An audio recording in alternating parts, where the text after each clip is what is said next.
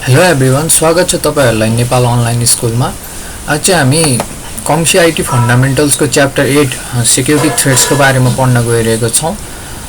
यो सेक्युरिटी थ्रेट्सको बारेमा कुरा गर्नुपर्दा चाहिँ यो चाहिँ अब हामीले कम्प्युटर वर्ल्डमा चाहिँ कस्तो कस्तो एट्याकहरु आउँछ र कस्तो कस्तो कम्प्युटर सम्बन्धी सुरक्षाको बारेमा खतराहरु चाहिँ कस्तो कस्तो खतराहरु हुन सक्छ त्यसको बारेमा चाहिँ पढ्छौं। आज म स्लाइड तर्फ गए र अब म स्टार्ट गर्छु च्याप्टर 8 सेक्युरिटी थ्रेट्स। र यसमा चाहिँ सुरुमा चाहिँ हामीले ह्याकिङको बारेमा बुझ्नुपर्ने हुन्छ, जुनमा चाहिँ अब ह्याकिङ भनेको के हो त भन्दाखेरिमा चाहिँ ह्याकिङ भनेको एउटा कम्प्युटर क्राइम भनिन्छ। कम्प्युटर अपराध, कम्प्युटरको युज गरेर गरिने अपराध जुनमा चाहिँ अब तपाईको पर्मिसन बिना चाहिँ तपाईको सिस्टममा अथवा तपाईको कम्प्युटरमा, तपाईको सिस्टममा, तपाईको डिभाइसमा अथवा कुनै सर्भरमा चाहिँ विदाउट पर्मिसन चाहिँ गएर कसैको इन्फर्मेसनलाई चोर्ने अथवा त्यो सिस्टमलाई क्षति पुर्याउने अथवा त्यो राइटफुल ओनरलाई चाहिँ इम्ब्यारेस गर्ने, ब्ल्याकमेल गर्ने इत्यादि यो कुरा चाहिँ ह्याकिङ भयो। र हामीले यहाँ चाहिँ एथिकल ह्याकिङको बारेमा चाहिँ कुरा गरिरहेको छैनौं है। एथिकल ह्याकिङको चाहिँ अब छुट्टै डेफिनेसन आउँछ। एथिकल ह्याकिङ भनेको चाहिँ यही जुन काम छ हामीले चाहिँ पर्मिसन लिएर गर्ने के, किन भन्दा त्यहाँ चाहिँ अब कुनै ब्याड ह्याकरले भन्दा पनि पहिला ब्ल्याक ह्याट ह्याकर र व्हाइट ह्याट ह्याकर भन्ने हुन्छ दुईटा। ब्ल्याक ह्याट ह्याकर भनेको चाहिँ जसले नराम्रो काम गर्छ, जसले प्रफिटको लागि, आफ्नो प्रफिटको लागि काम गर्छ, त्यस्तो भयो। अब व्हाइट ह्याट ह्याकर भनेको चाहिँ तपाईको पर्मिसन लिएर चाहिँ तपाईको सिस्टमलाई टेस्ट गर्ने त्यही स्किल युज गरेर जुन ब्ल्याक ह्याट ह्याकरले युज गर्छ।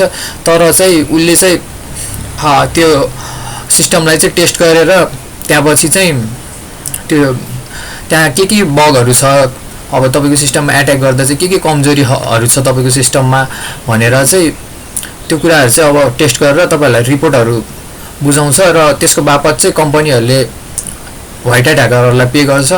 त्यही व्हाइट ह्याट ह्याकरहरुलाई चाहिँ हामीले एथिकल ह्याकर भन्ने हो। र एथिकल ह्याकिङको चाहिँ अहिले एकदमै स्कोप हाई छ नेपालमा र त्यसको बारेमा चाहिँ अहिले हामी कुरा गर्दैनौं है। यति नै हो। र अब चाहिँ हामीले यो च्याप्टरमा के कभर गर्छौं भन्ने कुराहरु हेर्छौं, जुनमा चाहिँ हामीले म्यालवेयर, अब म्यालवेयर भित्र के हुन्छ भन्दाखेरिमा चाहिँ भाइरस, ट्रोजन, स्पाइवेयर, र्यान्समवेयर अनि फिशिङको कुराहरु गर्छौं र सोशल इन्जिनियरिङको, त्यसपछि स्प्यामको बारेमा पनि पढ्छौं, पासवर्ड क्र्याकिङ गर्ने बारेमा पनि पढ्छौं। अब चाहिँ र फिजिकल सिक्युरिटीको बारेमा पढ्छौं, जुनमा चाहिँ हार्डवेयर थेफ्ट, हार्डवेयरको चोरी र हार्डवेयरको ड्यामेज, हार्डवेयरलाई बिगार्ने भत्काउने, अनि सफ्टवेयर लाइसेन्सको चोरी, अनि शोल्डर सर्फिङ भन्ने हुन्छ, अनि डम्पस्टर डाइभिङ भन्ने हुन्छ। यो टर्महरु चाहिँ हामीले यहाँ कभर गर्छौं यो च्याप्टरमा। र अब ह्याकिङको इक्जाम्पलहरु चाहिँ के हुन सक्छ त भन्दा चाहिँ यो चाहिँ विदाउट पर्मिसन गरिने हो है, पर्मिसन लिएर गरिने ह्याकिङ हैन। अब यसमा चाहिँ के पर्छ भन्दा चाहिँ तपाईहरुले स्क्रिनमा देख्न सक्नुहुन्छ। यसमा चाहिँ अरूको पासवर्ड अथवा पर्सनल इन्फर्मेसनहरु चोर्ने, अरूको अपरेटिङ सिस्टम अथवा सर्भरमा चाहिँ रिमोटली एक्सेस लिने विदाउट पर्मिसन। अब लोकल्ली तपाईले कसैको डिभाइसमा चाहिँ लगइन गरेर चाहिँ डाटाहरु चोर्ने र कसैको वेबसाइटको कन्टेन्टहरु बदल्दिने। र अब वेबसाइटमा हाम्रो लगइनहरु गर्दा हामीले जुन युजर नेम पासवर्डहरु युज गरेर हुन्छ लगइन गर्दा, त्यो युजर नेम पासवर्ड चाहिँ एउटा डेटाबेसमा गएर स्टोर भएको हुन्छ के कसैको। अनि अब विदाउट पर्मिसन कसैको डेटाबेसमा एक्सेस लिनु त्यो पनि ह्याकिङमै पर्यो। र हामीले चाहिँ अब कम्युनिकेट गर्नलाई नेटवर्कको युज गर्छौं नि त, एउटा डिभाइसबाट अर्को डिभाइसमा कम्युनिकेट गर्न अथवा एउटा ठाउँबाट अर्को ठाउँमा कम्युनिकेसन गर्न चाहिँ नेटवर्क युज गर्छौं नि त। त्यो नेटवर्क ट्राफिकलाई चाहिँ सिक्रेटली बसेर हामी दुईजना बीच कम्युनिकेसन भइरहेको छ। सपोज अब म र मेरो साथीको बीच कम्युनिकेसन भइरहेको छ भने चाहिँ ब्याड ह्याकरले चाहिँ अब हामी बीचको चाहिँ नेटवर्क ट्राफिक चाहिँ के भइरहेछ भनेर पनि एनालाइज गर्न सक्छ सिक्रेटली हामीले नथाहा पाउने तरिकाले। र सफ्टवेयरलाई चाहिँ जुन हामीले दैनिक युज गरिरहेको सफ्टवेयरहरु हुन्छ, त्यो सफ्टवेयरलाई चाहिँ अब जसरी काम गरिरहेको थियो त्यसरी काम नगरिकन त्यसलाई चाहिँ यसरी इन्स्टल गरिदिने कि उल्टै त्यो सफ्टवेयरले चाहिँ हाम्रो डेटाहरु चोर्ने अथवा हामीलाई चाहिँ हाम्रो सिस्टमलाई चाहिँ क्षति पुर्याउने कामहरु गर्छ, त्यो पनि ह्याकिङमा पर्छ। अनि अब सफ्टवेयरलाई चाहिँ मोडिफाई गरिदिने के, जुन अघि मैले भने त्यहाँ चाहिँ यस्तो सफ्टवेयर इन्स्टल गरिदिने जसले हामीलाई हार्म गर्छ अथवा डेटा चोर्छ भन्ने भयो। जस्तै अब हामीले यसमा चाहिँ हामीले गेमहरू डाउनलोड गर्छौँ, अफिस माइक्रोसफ्ट अफिस वर्डहरू चलाउँछौँ, वर्ड एक्सेलहरू चलाउँछौँ, त्यो सफ्टवेयरहरूलाई चाहिँ मोडिफाई गरेर चाहिँ अब त्यसलाई नै एउटा हतियार जस्तो बनाएर प्रयोग गर्ने हाम्रो सिस्टमलाई अट्याक गर्नलाई। र अब सुरुमा चाहिँ सेक्युरिटी थ्रेट्सको बारेमा बुझौँ। अब यसमा बुझ्दा चाहिँ रियल लाइफको इक्जाम्पलको कुरा गरौँ, हाम्रो दैनिक जीवनको कुरा गरौँ, जुनमा चाहिँ हाम्रो अब हामीले पार्कहरूतिर नचिनेको मान्छे देख्यौँ अथवा कुनै नयाँ ठाउँमा गयौँ भने अलिकति हामी सतर्क हुन्छौँ नि। अब त्यस्तै गरी हामी कम्प्युटर वर्ल्डमा पनि अलिकति सतर्क हुनुपर्छ आफ्नो सिस्टमलाई जोगाउन, किनभने यहाँ चाहिँ अब थ्रेट्सहरू चाहिँ वर्ल्डको अर्को कुनामा पनि भइदिन सक्छ कि यहीँ नजिकै तपाईँको सिस्टममा अब पेन ड्राइभ हाल्नुपर्छ। अब साइटहरूबाट डाउनलोड गर्दा त त्यो अब सफ्टवेयरहरू वर्ल्डको कुनै कुनामा पनि हुनसक्छ नि त, त्यहाँबाट चाहिँ हाम्रो सिस्टममा थ्रेट्सहरू पस्न सक्छ। त्यही भएर चाहिँ हामी अवेर हुनुपर्छ। कुनै बेलामा चाहिँ हामीले अब थ्रेट्सहरू भेटाइन्छ आफ्नो सिस्टममा, थ्रेट्सहरू केही गरी पसिहाल्यो भने पनि हामीले फाइन्ड आउट गर्न सकिन्छ। तर एभ्री टाइम त्यस्तो हुँदैन। कुनै टाइममा चाहिँ अब हाम्रो सिस्टममा भाइरस छ, थ्रेट्स छ, उसले चाहिँ आफ्नो कामहरू गरिरहेको छ, तर हामीले चाहिँ त्यो कुराहरू थाहा पाइँदैन। त्यही भएर चाहिँ आज हामीले पढ्छौँ अब के कुराहरू गर्न सकिन्छ, के कुराहरू हुन्छ यस्तो, अनि के अलिकति चाहिँ कसरी निवारण गर्न सकिन्छ भन्ने पनि पढ्छौँ। र यसमा हामीले 3टा ग्रुप गरेका छौँ सेक्युरिटी थ्रेट्सलाई, जुनमा चाहिँ हाम्रो फिजिकल सेक्युरिटी थ्रेट्स यो भनेको चाहिँ भौतिक सुरक्षा सम्बन्धीको खतराहरू, र अर्को चाहिँ पिपुल बेस्ड सेक्युरिटी थ्रेट्स, यसमा चाहिँ मान्छेमा आधार हुने सेक्युरिटी थ्रेट्सहरू, र सफ्टवेयर बेस्ड सेक्युरिटी थ्रेट्सहरू, जुनमा चाहिँ सफ्टवेयरहरूबाट चाहिँ आउने खतराहरू, र यसमा हामीले के अब प्रब्लम्स, त्यहाँपछि के यसलाई कम कसरी गर्न सकिन्छ भन्ने टेक्निकको बारेमा पनि पढ्छौँ। सुरुमा चाहिँ अब हार्डवेयर ड्यामेजको कुरा गरौँ, र म तपाईँहरूलाई पोइन्ट पढ्छु अनि डिस्क्राइब गर्छु। Within your own companies office, solution for securing computers and peripherals focuses mainly on securing the environment overall rather than securing an individual piece of software भन्दैछ है। हाम्रो कम्पनीमा चाहिँ अब कम्प्युटरहरू सेक्योर गर्ने मात्रै कुरा नभइकिन ओभरअल हाम्रो भौतिक सुरक्षालाई नै सेक्युरिटी दिनुपर्ने कुराहरू आउँछ के, किनभने अब त्यहाँबाट केही हार्डवेयरहरू चोरी भइदिने, हाम्रो सामानहरू अफिसको केही हार्डवेयरहरू चोरी भइदिने, अथवा हामीले केही फाइलहरू सेभ गरेर राखेको USB ड्राइभ हुनसक्छ। हामीले जति पनि एउटा कम्पनीमा हुन्छ आइटीको डिभाइसहरू, computer, laptop, phone, router, switch इत्यादि अरू कुराहरू हुन्छ, त्यहाँ चाहिँ अब कोही मान्छे चाहिँ घुसेर चाहिँ त्यो सिस्टमहरूलाई चाहिँ बिगार्ने, भत्काउने अथवा त्यो कुराहरू चाहिँ गर्न नसकोस् भन्ने हो। जुनमा चाहिँ अब के हुन्छ भन्दाखेरिमा चाहिँ अब तपाईँले आफ्नो अफिसको इम्प्लोइलाई बाहेक कसरी आइडेन्टिफाई गर्ने त तपाईँको अफिसको इम्प्लोइ हो कि बाहिरको मान्छे हो, र यसलाई बिल्डिङमा छिर्न दिने कि नदिने भनेर चाहिँ कसरी आइडेन्टिफाई गर्न सकिन्छ भन्दा चाहिँ की कार्डहरू दिन सकिन्छ कि आजकल चाहिँ डिजिटल कार्डहरू हुन्छ, जसले गर्दा चाहिँ अब त्यो कार्ड देखाएपछि मात्रै ढोकाहरू खुलेर अनि त्यो अफिसको एरियाभित्र चाहिँ प्रवेश गर्न मिल्ने तिनीहरू हुन्छ। र अर्को चाहिँ हुन्छ सेक्युरिटी प्रोफेसनलहरू, जसले चाहिँ भौतिक सुरक्षामा ध्यान दिएर कामहरू गरिरहनु भएको हुन्छ, उनीहरूलाई चाहिँ हायर गरेर आफ्नो कम्पनीको भौतिक सुरक्षाको लागि चाहिँ राख्ने यस्तो सेक्युरिटी गार्डहरूको कुराहरू हो। अब विन्डोज र डोर चाहिँ लक गर्ने भनेको छ। नर्मल्ली अफिसहरूमा चाहिँ विन्डोज र डोर चाहिँ लक नै गरिन्छ, सेक्युरिटीको पोलिसी पनि लगाएको हुन्छ, उनीहरूको पोलिसीमा चाहिँ के रुलहरू लगाएर चाहिँ सुरक्षा दिन सकिन्छ भन्ने कुराले गर्दा पनि अब झ्यालढोकाहरू चाहिँ नर्मली बन्द नै गरिन्छ अफिसहरूमा। र अब केही गरी कोही त्यस्तो मान्छे घुसिहाल्यो आफ्नो अफिस बिल्डिङमा अथवा आफ्नो वर्किङ इन्भाइरोमेन्टमा भने चाहिँ कसरी चाहिँ अब च्यालेन्ज उसलाई चाहिँ फेस गर्न चाहिँ च्यालेन्ज हुनु पऱ्यो कि त्यो मान्छेलाई अब कसरी ह्यान्डल गर्ने, अथवा सेक्युरिटी टिमलाई चाहिँ कसरी अलर्ट गरेर राख्ने। कोही मान्छे घुसिहाल्यो भने त्यसलाई अब कसरी एक्सन लिने भनेर पनि पहिल्यैबाट आफू प्रिपेयर भएर बस्नु पऱ्यो। अब चाहिँ हार्डवेयरको चोरीको कुराहरू आउँछ है। अब यो पनि ठाउँ हेरी फरक हुन्छ, हार्डवेयरको कुराहरू भनिरहेछ यहाँ, इन्भाइरोमेन्ट हेरी फरक हुन्छ। जस्तै एयरपोर्टमा आफ्नो ल्यापटप केही टाइमको लागि छोडेर जानु र अब अफिसमा लन्च ब्रेकमा छोडेर जानुमा चाहिँ अलिकति फरक हुन्छ। त्यहाँ चाहिँ अब ल्यापटप अब एयरपोर्टमा छोडेर जाँदा चाहिँ अवश्य ल्यापटप चोरी हुन पनि सक्छ, तपाईँको डेटाहरू पनि चोरी हुनसक्छ। तर अफिसमा चाहिँ अब ल्यापटप चोरी हुने कुरा आउँदैन। त्यही अघि मैले भने जस्तै कोही मान्छेहरू घुसिहाल्यो भने मात्रै त्यो हुनसक्छ, नभए चाहिँ अब नर्मल्ली अफिसमा चाहिँ अब अलि सेक्योर भयो। एयरपोर्टमा ल्यापटप छोडेर जानु र अफिसमा छोडेर जानु दुईटामा चाहिँ कम्पेयर गर्दा चाहिँ अफिसमा ल्यापटप केही टाइमको लागि छोडेर लन्च ब्रेकमा जानु त्यो चाहिँ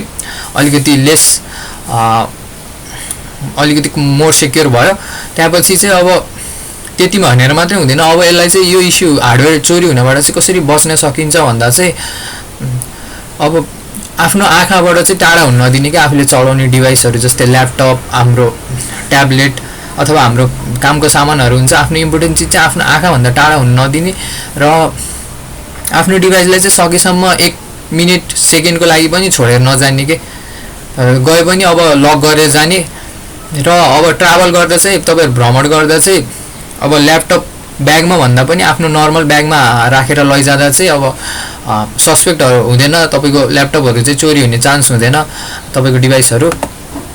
र एउटा ट्रान्सपोर्टर भन्ने डिभाइस पनि हुन्छ हाम्रो, जसले चाहिँ अब रेडियो फ्रिक्वेन्सीहरू सेन्ड रिसिभ गर्छ, जसले गर्दा चाहिँ अलराउन्ड बिपहरू सेटअप गर्न मिल्छ के। जस्तै तपाईको डिभाइस चाहिँ तपाईको ल्यापटप अथवा फोन चाहिँ यति डिस्टेन्स टाढा गयो भनेपछि चाहिँ त्यहाँ चाहिँ तपाईको अब वाच अथवा किरिङहरू त्यस्तोमा चाहिँ अलार्महरू बज्ने, त्यस्तो अलार्म बजेपछि चाहिँ ओहो मेरो डिभाइस चाहिँ टाढा गएछ म भन्दा भनेर थाहा पाइन्छ नि त। केही गरी कसैले तपाईको डिभाइसहरू चोर्यो भने नि त्यसरी पनि आफ्नो डिभाइस ट्र्याक गर्न सकिन्छ र बचाउन सकिन्छ चोरी हुनबाट। र अब डेटा र सफ्टवेयर अनि लाइसेन्स थेफ्टको कुराहरू गरौँ। अब यो चाहिँ फिजिकल इस्युमा नपर्ला भन्ने सोच्नुहुन्छ, तर डेटा, सफ्टवेयर र लाइसेन्स चाहिँ नेटवर्कबाट पनि चोरी हुन्छ, तर भौतिक सुरक्षाको कमी कमजोरीले गर्दा पनि चोरी हुने गर्छ के। अब कम्प्युटरहरूको जुन ब्याकअपहरू राख्नुहुन्छ त्यो पनि अब ठुल्ठुलो कम्पनीहरूले चाहिँ अब क्लाउडमा राख्छ, तर सानोतिनो कम्पनीहरूले चाहिँ त्यो ब्याकअपहरू चाहिँ आफ्नै हार्ड ड्राइभहरूमा राखिरहेको हुन्छ। केही गरी हार्ड ड्राइभ नै चोरी भइदियो भने त अब त्यो ब्याकअप गरेको डाटाहरू पनि अब गयो नि त। त्यही भएर चाहिँ अब त्यो ब्याकअप गरेको सिस्टमलाई चाहिँ अलि खुल्ला ठाउँभन्दा चाहिँ अलि सेफ ठाउँमा चाहिँ प्रिजर्भ गरेर पुरै सेक्युरिटी सिस्टमहरू लगाएर चाहिँ राख्न सकिन्छ। र कम्पनीको यदि कुनै अर्गनाइजेसनबाट डाटाहरू चाहिँ चोरी भयो भने चाहिँ के कुराहरू हुनसक्छ भनेर हामी हेरौँ। अब कस्टमरहरूको विश्वास चाहिँ गुम्न सक्छ क्या कम्पनीप्रति, उनीहरूको जब पर्सनल इन्फर्मेसनहरू लिक हुन्छ। र मिडियाहरूमा चाहिँ न्युज मिडियाहरूमा चाहिँ बदनामी हुनसक्छ कम्पनीको यदि उनीहरूको डेटाहरू लस भयो भने। र अब कति ठाउँमा चाहिँ legal liabilities from either regulatory authorities भने त्यो चाहिँ अब कति ठाउँमा चाहिँ तपाईहरुलाई डेटाहरू लस भयो भने तपाईको कम्पनीले चाहिँ फाइनहरू तिर्न पर्ने, केसहरू लाग्न सक्ने, अथवा कस्टमरलाई नै उसको डाटा कम्प्रोमाइज भएको बापतमा चाहिँ पैसाहरू तिर्न पर्ने, अथवा त्यस्तै रेगुलेटरी अथोरिटिजहरू हुन्छ जसले चाहिँ अब डेटा चोरी भयो भने चाहिँ कम्पनीलाई फाइन तिराउने, त्यस्तो कुराहरू पनि हुन्छ, जसले गर्दा तपाईले धेरै रकमहरू तिर्न पर्ने हुनसक्छ। र यदि अर्को चाहिँ यदि तपाईको कम्पनीको डेटाहरू चाहिँ तपाईको जुन राइभल कम्पनी हुन्छ, बिजनेसमा जुन कम्पिटिसन गरिरहेको कम्पनी हुन्छ उसको हातमा लाग्यो भने चाहिँ अब तपाईको बिजनेस कम्पिटिसनमा पनि तपाईले घाटा बेहोर्न पर्ने हुन्छ। अब लाइसेन्स र सफ्टवेयर थेफ्टको चाहिँ बच्नलाई चाहिँ के गर्नुपर्छ भन्दा चाहिँ अब जस्तै सिम्पल इक्जाम्पल चाहिँ हामी हाम्रो ल्यापटपको सिडी रोमको कुरा गरौँ है। सिडी रोममा चाहिँ तपाईहरुले खोलेर हेर्दा देख्न सक्नुहुन्छ त्यहाँनिर चाहिँ एउटा स्टिकर लगाएको हुन्छ, त्यहाँ चाहिँ हाम्रो अब प्रोडक्टको लाइसेन्स कोडहरू दिएको हुन्छ कि हाम्रो ल्यापटपको लाइसेन्स कोडहरू जुन कम्पनीले बनाएको छ यो डिभाइस त्यसको लाइसेन्स कोडहरू दिएको हुनसक्छ। र त्यो लाइसेन्स कोडहरू कसैले अब हाम्रो ल्यापटप चोरी गर्यो भने त्यो लाइसेन्स कोडहरूको पनि मिसयुज गर्न सक्छ के। त्यही भएर चाहिँ अब यसबाट प्रोटेक्ट गर्ने तरिका चाहिँ यहाँ अर्को स्लाइडमा छ। अब यसमा चाहिँ के हुन्छ भन्दाखेरिमा अब कम्प्युटर नै चोरी हुनुपर्छ तपाईको डेटा चोरी गर्नलाई भन्ने पनि छैन, जुनमा चाहिँ अब युएसबीहरू प्लग गरेर पनि, पेन ड्राइभहरू प्लग गरेर पनि तपाईहरुको डेटाहरु चोर्न सक्छ। कसैले तपाईले यदि कम्प्युटर खुल्ला छोड्नु भएको छ भने त्यही भएर चाहिँ कति अफिस अथवा अर्गनाइजेसनहरुमा चाहिँ जुन यूएसबी पोर्ट जोड्ने ठाउँहरु चाहिँ डिसेबल गरिदिएको हुन्छ के उनीहरुको आईटी पोलिसी हुन्छ। आईटी पोलिसीको अन्तर्गत चाहिँ त्यो यूएसबी पोर्टहरु चाहिँ डिसेबल गरिदिएको हुन्छ। र अर्को वे चाहिँ प्रिभेन्ट गर्ने यो डेटाहरु चोरी हुनबाट चाहिँ त्यो चाहिँ कसैले चाहिँ अब तपाईले सिस्टम लक गरेर जानुभयो भने पनि बायसबाट अर्को अपरेटिङ सिस्टम बुट गरेर पनि त्यहाँबाट डेटाहरु चोर्न सक्छ। त्यही भएर चाहिँ तपाईले अब बायस आफ्नो बायस सेटअपमा पनि पासवर्ड लगाउन सक्नुहुन्छ। त्यसले गर्दा चाहिँ अब कसैले बायस अप्सनबाट चाहिँ तपाईको बुट गरेर तपाईको डेटा चोर्न खोज्यो भने त्यहाँ पनि पासवर्ड लगाएपछि त उसलाई त्यो पासवर्ड थाहा हुँदैन र उले त्यहाँबाट पनि अब तपाईहरुको डेटा चोर्नबाट चाहिँ केही हदसम्म बच्न सक्छ।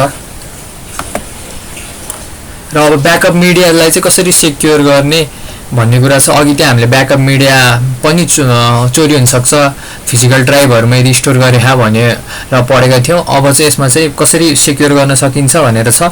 त्यही अघि भनेकै कुराहरु छ यसमा जुनमा चाहिँ अब नेटवर्कमा सर्भरमा क्लाउडमा सेभ गर्छ ठुलठुलो कम्पनीहरुले। तर सानसानो कम्पनीहरुले चाहिँ external hard disk optical media र मेमोरी स्टिक टेप ड्राइभहरुमा सेभ गर्छ र त्यो डेटा चाहिँ अलिकति सेफ हुँदैन।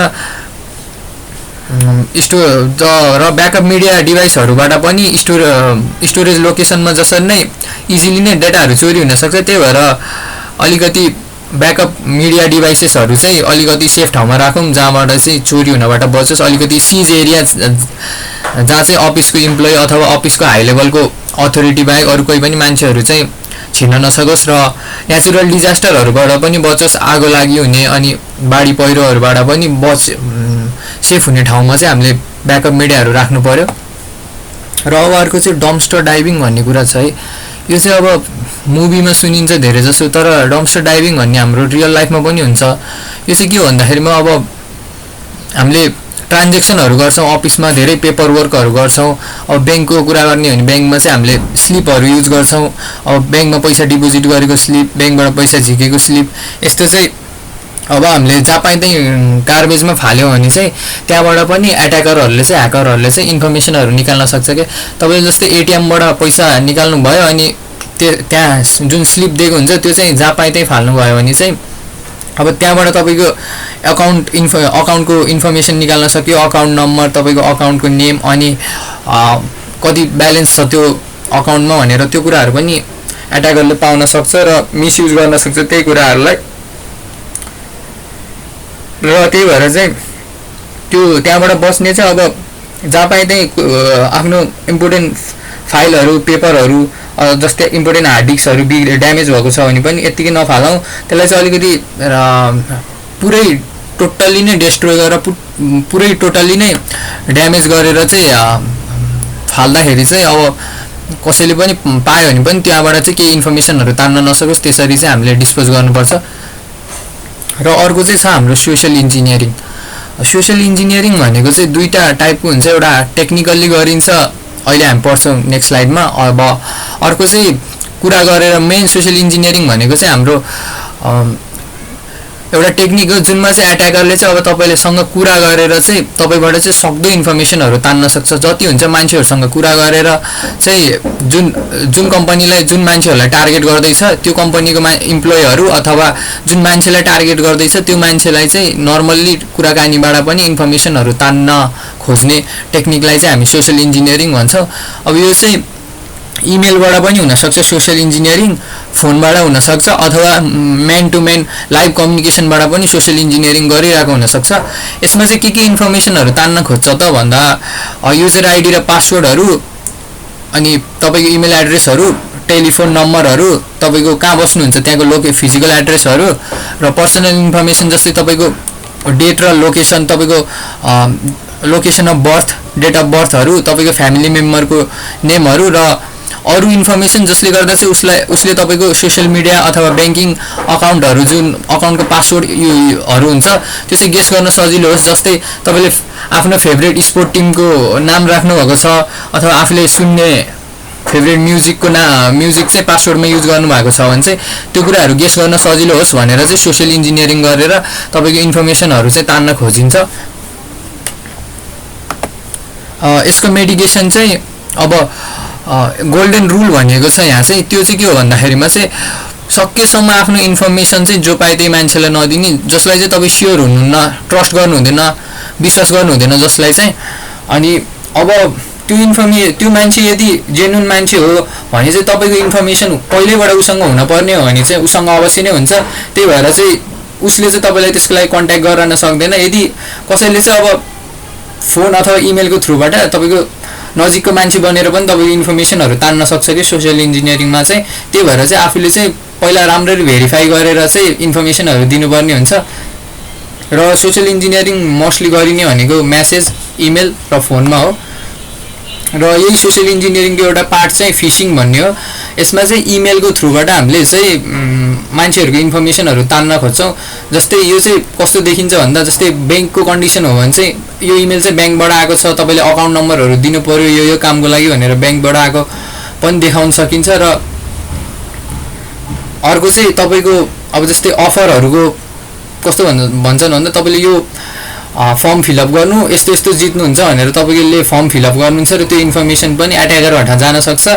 र यो एट्याकले चाहिँ तपाईँलाई चाहिँ कुनै लिङ्क क्लिक गर्न भन्छ र त्यहाँबाट चाहिँ तपाईँको युजर नेम, पासवर्ड, अकाउन्ट इन्फर्मेसनहरू लिएपछि चाहिँ अब तपाईँको जुन पनि अकाउन्टहरू छ त्यो इन्फर्मेसन युज गर्नुभएको जुन पनि वेबसाइट छ, सिस्टम छ, त्यहाँ चाहिँ उसले चाहिँ एट्याकरले चाहिँ इजिली एक्सेस पायो। र अर्को चाहिँ यसबाट केही मेडिकेसनको कुराहरू गरौँ। अब यसमा चाहिँ काउन्टर मेजर्सहरू जसले चाहिँ हामी अब फिसिङबाट कसरी बच्ने भन्दा चाहिँ अब तपाईँले ल्यापटपहरूमा इमेलहरू आयो भने चाहिँ देख्न सक्नुहुन्छ हाम्रो जिमेल, याहू मेलहरूमा चाहिँ त्यो आफ्नो ल्यापटपको माउसको जुन कर्सर हुन्छ त्यो कर्सर चाहिँ लगेर त्यहाँनिर क्लिक नगरिकन त्यहाँ लगेर राख्ने भने चाहिँ त्यो चाहिँ हाइलाइट हुन्छ कि, र त्यहाँबाट चाहिँ अलिकति इन्फर्मेसनहरू देखिन्छ। जस्तै इमेलहरूको बारेमा चाहिँ देखिन्छ र त्यो जुन इमेल आएको हुन्छ हामीलाई एट्याकरहरूबाट त्यो इमेल र अनि अब अफिसियल इमेल चाहिँ गुगलतिर सर्च गरेर अथवा अफिसियल साइटहरूमा चाहिँ इमेल सर्च गरेर चाहिँ कम्पेयर गर्न सक्नुहुन्छ। र त्यसमा केही न केही डिफ्रेन्ट हुन्छ कि, दुईवटा इमेलमा चाहिँ केही न केही डिफ्रेन्ट देख्नुहुन्छ। त्यसरी पनि तपाईँले भेरिफाई गर्न सक्नुहुन्छ। अथवा त्यो दिएको लिङ्कलाई चाहिँ कपी गरेर छुट्टै आफ्नो प्राइभेट मोडमा, ब्राउजरहरूमा प्राइभेट मोड हुन्छ नि त, इन्कग्निटो मोड त्यस्तो हुन्छ गुगल क्रोम, अब इन्टरनेट एक्सप्लोररहरूमा। त्यसमा चाहिँ अब त्यो लिङ्कलाई चाहिँ लगेर छुट्टै ब्राउजरमा खोलेर चाहिँ सेफली एउटा प्राइभेट ब्राउजरमा खोलेर चाहिँ तपाईँले हेर्न सक्नुहुन्छ त्यो लिङ्कभित्र के रहेछ भनेर, र भेरिफाई गर्न सक्नुहुन्छ। र कुनै केसमा कस्तो भइदिन्छ भन्दा अब तपाईँको नजिकको मान्छेको अथवा नजिकको जुन सोर्सको चाहिँ इमेलहरू ह्याक भएको हुन्छ र रियल इमेलबाट नै एट्याकरहरूले तपाईँहरूलाई चाहिँ मेलहरू गरेर आएको हुन्छ। त्यति बेला चाहिँ तपाईँले चाहिँ पोजिटिभली अब फोन गरेर भेरिफाई गर्नु पऱ्यो कि इमेल आएको छ भने पनि ल इन्फर्मेसन दिइहाल्नुभन्दा नि सुरुमा चाहिँ अब के बुझ्नु पऱ्यो भन्दाखेरिमा यो अचानक तपाईँहरूलाई इमेल आयो भने चाहिँ यो डेली बेसिसमा आउने इमेल त होइन, किन यसरी इमेल पठायो भनेर चाहिँ एकचोटि आफूले सोचेर अनि फोन अथवा मेसेज गरेर पनि उनीहरूलाई सोधेर तपाईँले त्यो इमेललाई चाहिँ रिप्लाई गर्ने कि नगर्ने आफूले कन्डिसन सिचुएसन अनुसार चाहिँ के छ बुझेर चाहिँ तपाईँले त्यसमा रेस्पोन्ड गर्न सक्नुहुन्छ। र अब अफिस र अर्गनाइजेसनको केसमा चाहिँ सोसियल इन्जिनियरिङ एट्याकबाट बच्ने भनेको चाहिँ त्यहाँको स्टाफहरू, आफ्नो अफिसको स्टाफहरूलाई चाहिँ ट्रेनिङहरू भइरहेको हुन्छ कि सोसियल इन्जिनियरिङ एट्याकहरूबाट कसरी बच्ने, फोन गरेर कसैले इन्फर्मेसनहरू माग्न सक्छ, त्यसलाई चाहिँ कति इन्फर्मेसन दिने, कति इन्फर्मेसन नदिने, सेन्सिटिभ इन्फर्मेसन र नर्मल इन्फर्मेसनको डिफरेन्स बुझाउने त्यस्तो ट्रेनिङहरू हुन्छ। त्यो ट्रेनिङहरू चाहिँ दिनु पऱ्यो आफ्नो इम्प्लोइहरूलाई। त्यसरी चाहिँ सोसियल इन्जिनियरिङ एट्याकहरूबाट चाहिँ बच्न सकिन्छ। र अर्को छ सोल्डर सर्फिङ। यो चाहिँ एक टाइपको सोसियल इन्जिनियरिङ नै हो जुनमा चाहिँ अब अरू नर्मल्ली केही टेक्निकल कामहरू गर्नु पर्दैन। यसमा चाहिँ जस्तै कसैले आफ्नो इन्फर्मेसनहरू टाइप गरिरहेको छ ल्यापटपमा अथवा मोबाइल फोनमा अथवा कुनै पनि डिभाइसमा, त्यहाँ चाहिँ तपाईँले पछाडि उसको सोल्डर भनेको चाहिँ यो काँधको पछाडि बसेर चाहिँ सोल्डर पछाडि बसेर चाहिँ उसको इन्फर्मेसनहरू चाहिँ हेरेर चाहिँ त्यो इन्फर्मेसनहरू के टाइप गरिरहेको छ भनेर हेर्न सक्नुहुन्छ। जस्तै त्यहाँ उसले पासवर्ड इन्टर गरिरहेको हुनसक्छ, आफ्नो मोबाइल ब्याङ्किङहरू छ आजकल, मोबाइल ब्याङ्किङहरूमा लगइन गरेर हुनसक्छ, त्यहाँ क्रेडिट कार्ड नम्बरहरू हालेर हुनसक्छ, कुनै ट्रान्जेक्सनहरू गरेर हुनसक्छ। त्यस्तो कुराहरू चाहिँ अब एट्याकरले चाहिँ तपाईँको सोल्डर सर्फिङ गरेर चाहिँ हेर्न सक्छ। यसबाट बच्ने बेस्ट तरिका भनेको चाहिँ आफू कस्तो इन्भाइरोमेन्टमा छु, आफ्नो वरिपरिको वातावरण कस्तो छ त्यो चाहिँ एकचोटि राम्ररी सर्वे गर्ने, अनि त्यसपछि बल्ल आफ्नो इन्फर्मेसनहरू चाहिँ टाइप गर्ने। र सोलर सर्फिङ चाहिँ भौतिक सुरक्षा र यो सोसियल इन्जिनियरिङ दुइटैमा पर्छ। भौतिक सुरक्षामा चाहिँ अब कोही मान्छेले अनअथोराइज तरिकाले अब तपाईँको अफिस अथवा वर्किङ इन्भाइरोमेन्टमा घुसेर पनि सोलर सर्फिङ गर्न सक्छ, त्यो चाहिँ भौतिक सुरक्षामा भयो। अब सोसियल इन्जिनियरिङमा चाहिँ सोसियल इन्जिनियरिङको कन्सेप्टमा चाहिँ नर्मल्ली तपाईँको अब जहाँ पनि कुनै पनि एरियामा पछाडि बसेर तपाईँको इन्फर्मेसनहरू हेर्न सक्छ। जस्तै अफिसमा पनि अब तपाईँले काम गर्दा चाहिँ के हुन्छ भन्दा अब तपाईँको पर्सनल इन्फर्मेसन त अरू इम्प्लोयरहरूले पनि थाहा पाउनु भएन नि त, त्यही भएर कति केसमा चाहिँ अफिसको इम्प्लोयरहरूले पनि त्यो इन्फर्मेसन नहेरोस् भनेर आफ्नो इन्फर्मेसन चाहिँ सकेसम्म कसैलाई नि लिक नगर्नु। त्यही भएर चाहिँ इन्भाइरोमेन्ट हेरेर आफ्नो वरिपरिको वातावरण हेरेर चाहिँ इन्फर्मेसन चाहिँ त्यो अनुसार टाइप गर्नुपर्छ। र अब चाहिँ हाम्रो सफ्टवेयर बेस्ड सेक्युरिटी थ्रेट्स, यो चाहिँ सबभन्दा बढी अहिले बढिरहेको हाम्रो वर्ल्डमा यो सफ्टवेयर बेस्ड सेक्युरिटी थ्रेट्स चाहिँ। यसमा चाहिँ मेलिसियस सफ्टवेयर एप्लिकेसनहरू युज गरेको हुन्छ, जुनको चाहिँ कुनै हामीले कल्पना गरेर सकिन्न कति कयौँ हुन्छन्, यो लाखौँ हुन्छन् यो security software based security threats चाहिँ। यसको मेन उद्देश्य भनेको चाहिँ हाम्रो कम्प्युटरलाई हार्म गर्नु हो, हाम्रो कम्प्युटरलाई क्षति पुर्याउनु हो, हाम्रो डेटाहरू चोर्नु नै हो नर्मल्ली। र यसको क्याटेगोरीको बारेमा पढौँ। अब ओएस एप्लिकेसन एक्सप्लोइट्स भन्ने हुन्छ क्या। यसमा चाहिँ के हो भन्दाखेरिमा जस्तै कुनै एप्लिकेसन अथवा अपरेटिङ सिस्टम हाम्रो विन्डोजहरू बनेको हुन्छ, त्यहाँ चाहिँ कुनै बेलामा चाहिँ केही सेक्युरिटी इस्युहरू आइदिन्छ कि त्यो भनेको चाहिँ डेभलपरले यो सिस्टम बनाउँदा अथवा यो सिस्टम बनाउँदा त्यहाँ चाहिँ केही कोडहरू लेख्दा चाहिँ मिस्टेक भएर चाहिँ केही नहुनुपर्ने कुराहरू चाहिँ भइदिन्छ, जसले गर्दा अब तपाईँको सिस्टम नै हाइज्याक हुने, अब तपाईँको सिस्टमहरूमा एट्याक आउने, तपाईँको सिस्टमहरू डाउन हुने, तपाईँको सिस्टमहरूबाट डेटा चोरी हुने, त्यस्तो कुराहरू चाहिँ यो भर्नेबिलिटीबाट गरिन्छ। यसलाई बग पनि भनिन्छ है, नर्मली बग सुन्नु भएको होला, त्यो बग पनि भनिन्छ। र त्यो बगको युजबाट चाहिँ एट्याकरले चाहिँ जस्तै कुनै सिस्टममा बग आएर विन्डोजको कुनै सिस्टममा बग आएर चाहिँ उसले चाहिँ त्यो बग युज गरेर चाहिँ कति विन्डोज युजर होला नि त वर्ल्डमा, अपरेटिङ सिस्टम हाम्रो विन्डोज 10 युज गर्ने कति धेरैजना होला, विन्डोज 7 युज गर्ने होला। यो विन्डोज 7 चाहिँ अहिले एक्सपायर्ड भइसकेको छ, त्यो नर्मल्ली युज हुँदैन है। विन्डोज 10मा पनि कति टाइममा बगहरू आइरहेको बेलामा अब त्यो एट्याकरले चाहिँ त्यो भर्नेबिलिटी आयो अरे भनेपछि चाहिँ त्यो भर्नेबिलिटी युज गरेर चाहिँ कति विन्डोजको युजरहरूलाई चाहिँ एट्याक गर्न सक्छ, जुनमा चाहिँ उसले अब त्यो बग युज गरेर चाहिँ आफैले एउटा कोडहरू लेख्न सक्छ कि त्यो सिस्टममा एट्याक गर्ने, त्यसलाई चाहिँ एक्सप्लोइट भनिन्छ। त्यो चाहिँ कति एक्सप्लोइटहरू आफैले लेख्छ, कति चाहिँ अब एक्सप्लोइटहरू पाइन्छ पनि, एक्सप्लोइटहरू बनाएर बेच्ने पनि गर्छन् है ब्ल्याक मार्केटमा। अनि त्यो कुरा त्यो युज गरेर चाहिँ हाम्रो सिस्टमलाई एट्याक गर्न सक्छ।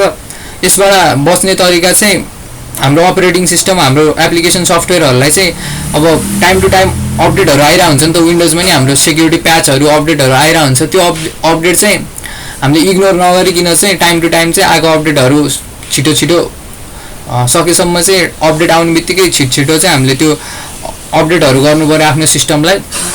र अपडेट गर्दा यो पनि चेक गर्नु पऱ्यो कि अपडेट चाहिँ अफिसियल्ली त्यही कम्पनीबाट आइरहेछ, कुनै टाइममा चाहिँ अब तपाईँको सिस्टममा एट्याकरले एट्याक गरिसक्यो भने चाहिँ उसले चाहिँ अरू अब तपाईँको इन्फर्मेसनहरू सिस्टममा केही लेभलसम्म एट्याक पायो, त्यहाँपछि अरू इन्फर्मेसन पाउनलाई चाहिँ उसले चाहिँ नक्कली अब अपडेटहरू प्याचहरू पनि हालिदिन सक्छ। त्यति बेला तपाईँले त्यो अपडेटहरू गर्दा केही इन्फर्मेसनहरू माग्न सक्छ, त्यो चाहिँ तपाईँले राम्ररी भेरिफाई गर्नु पऱ्यो।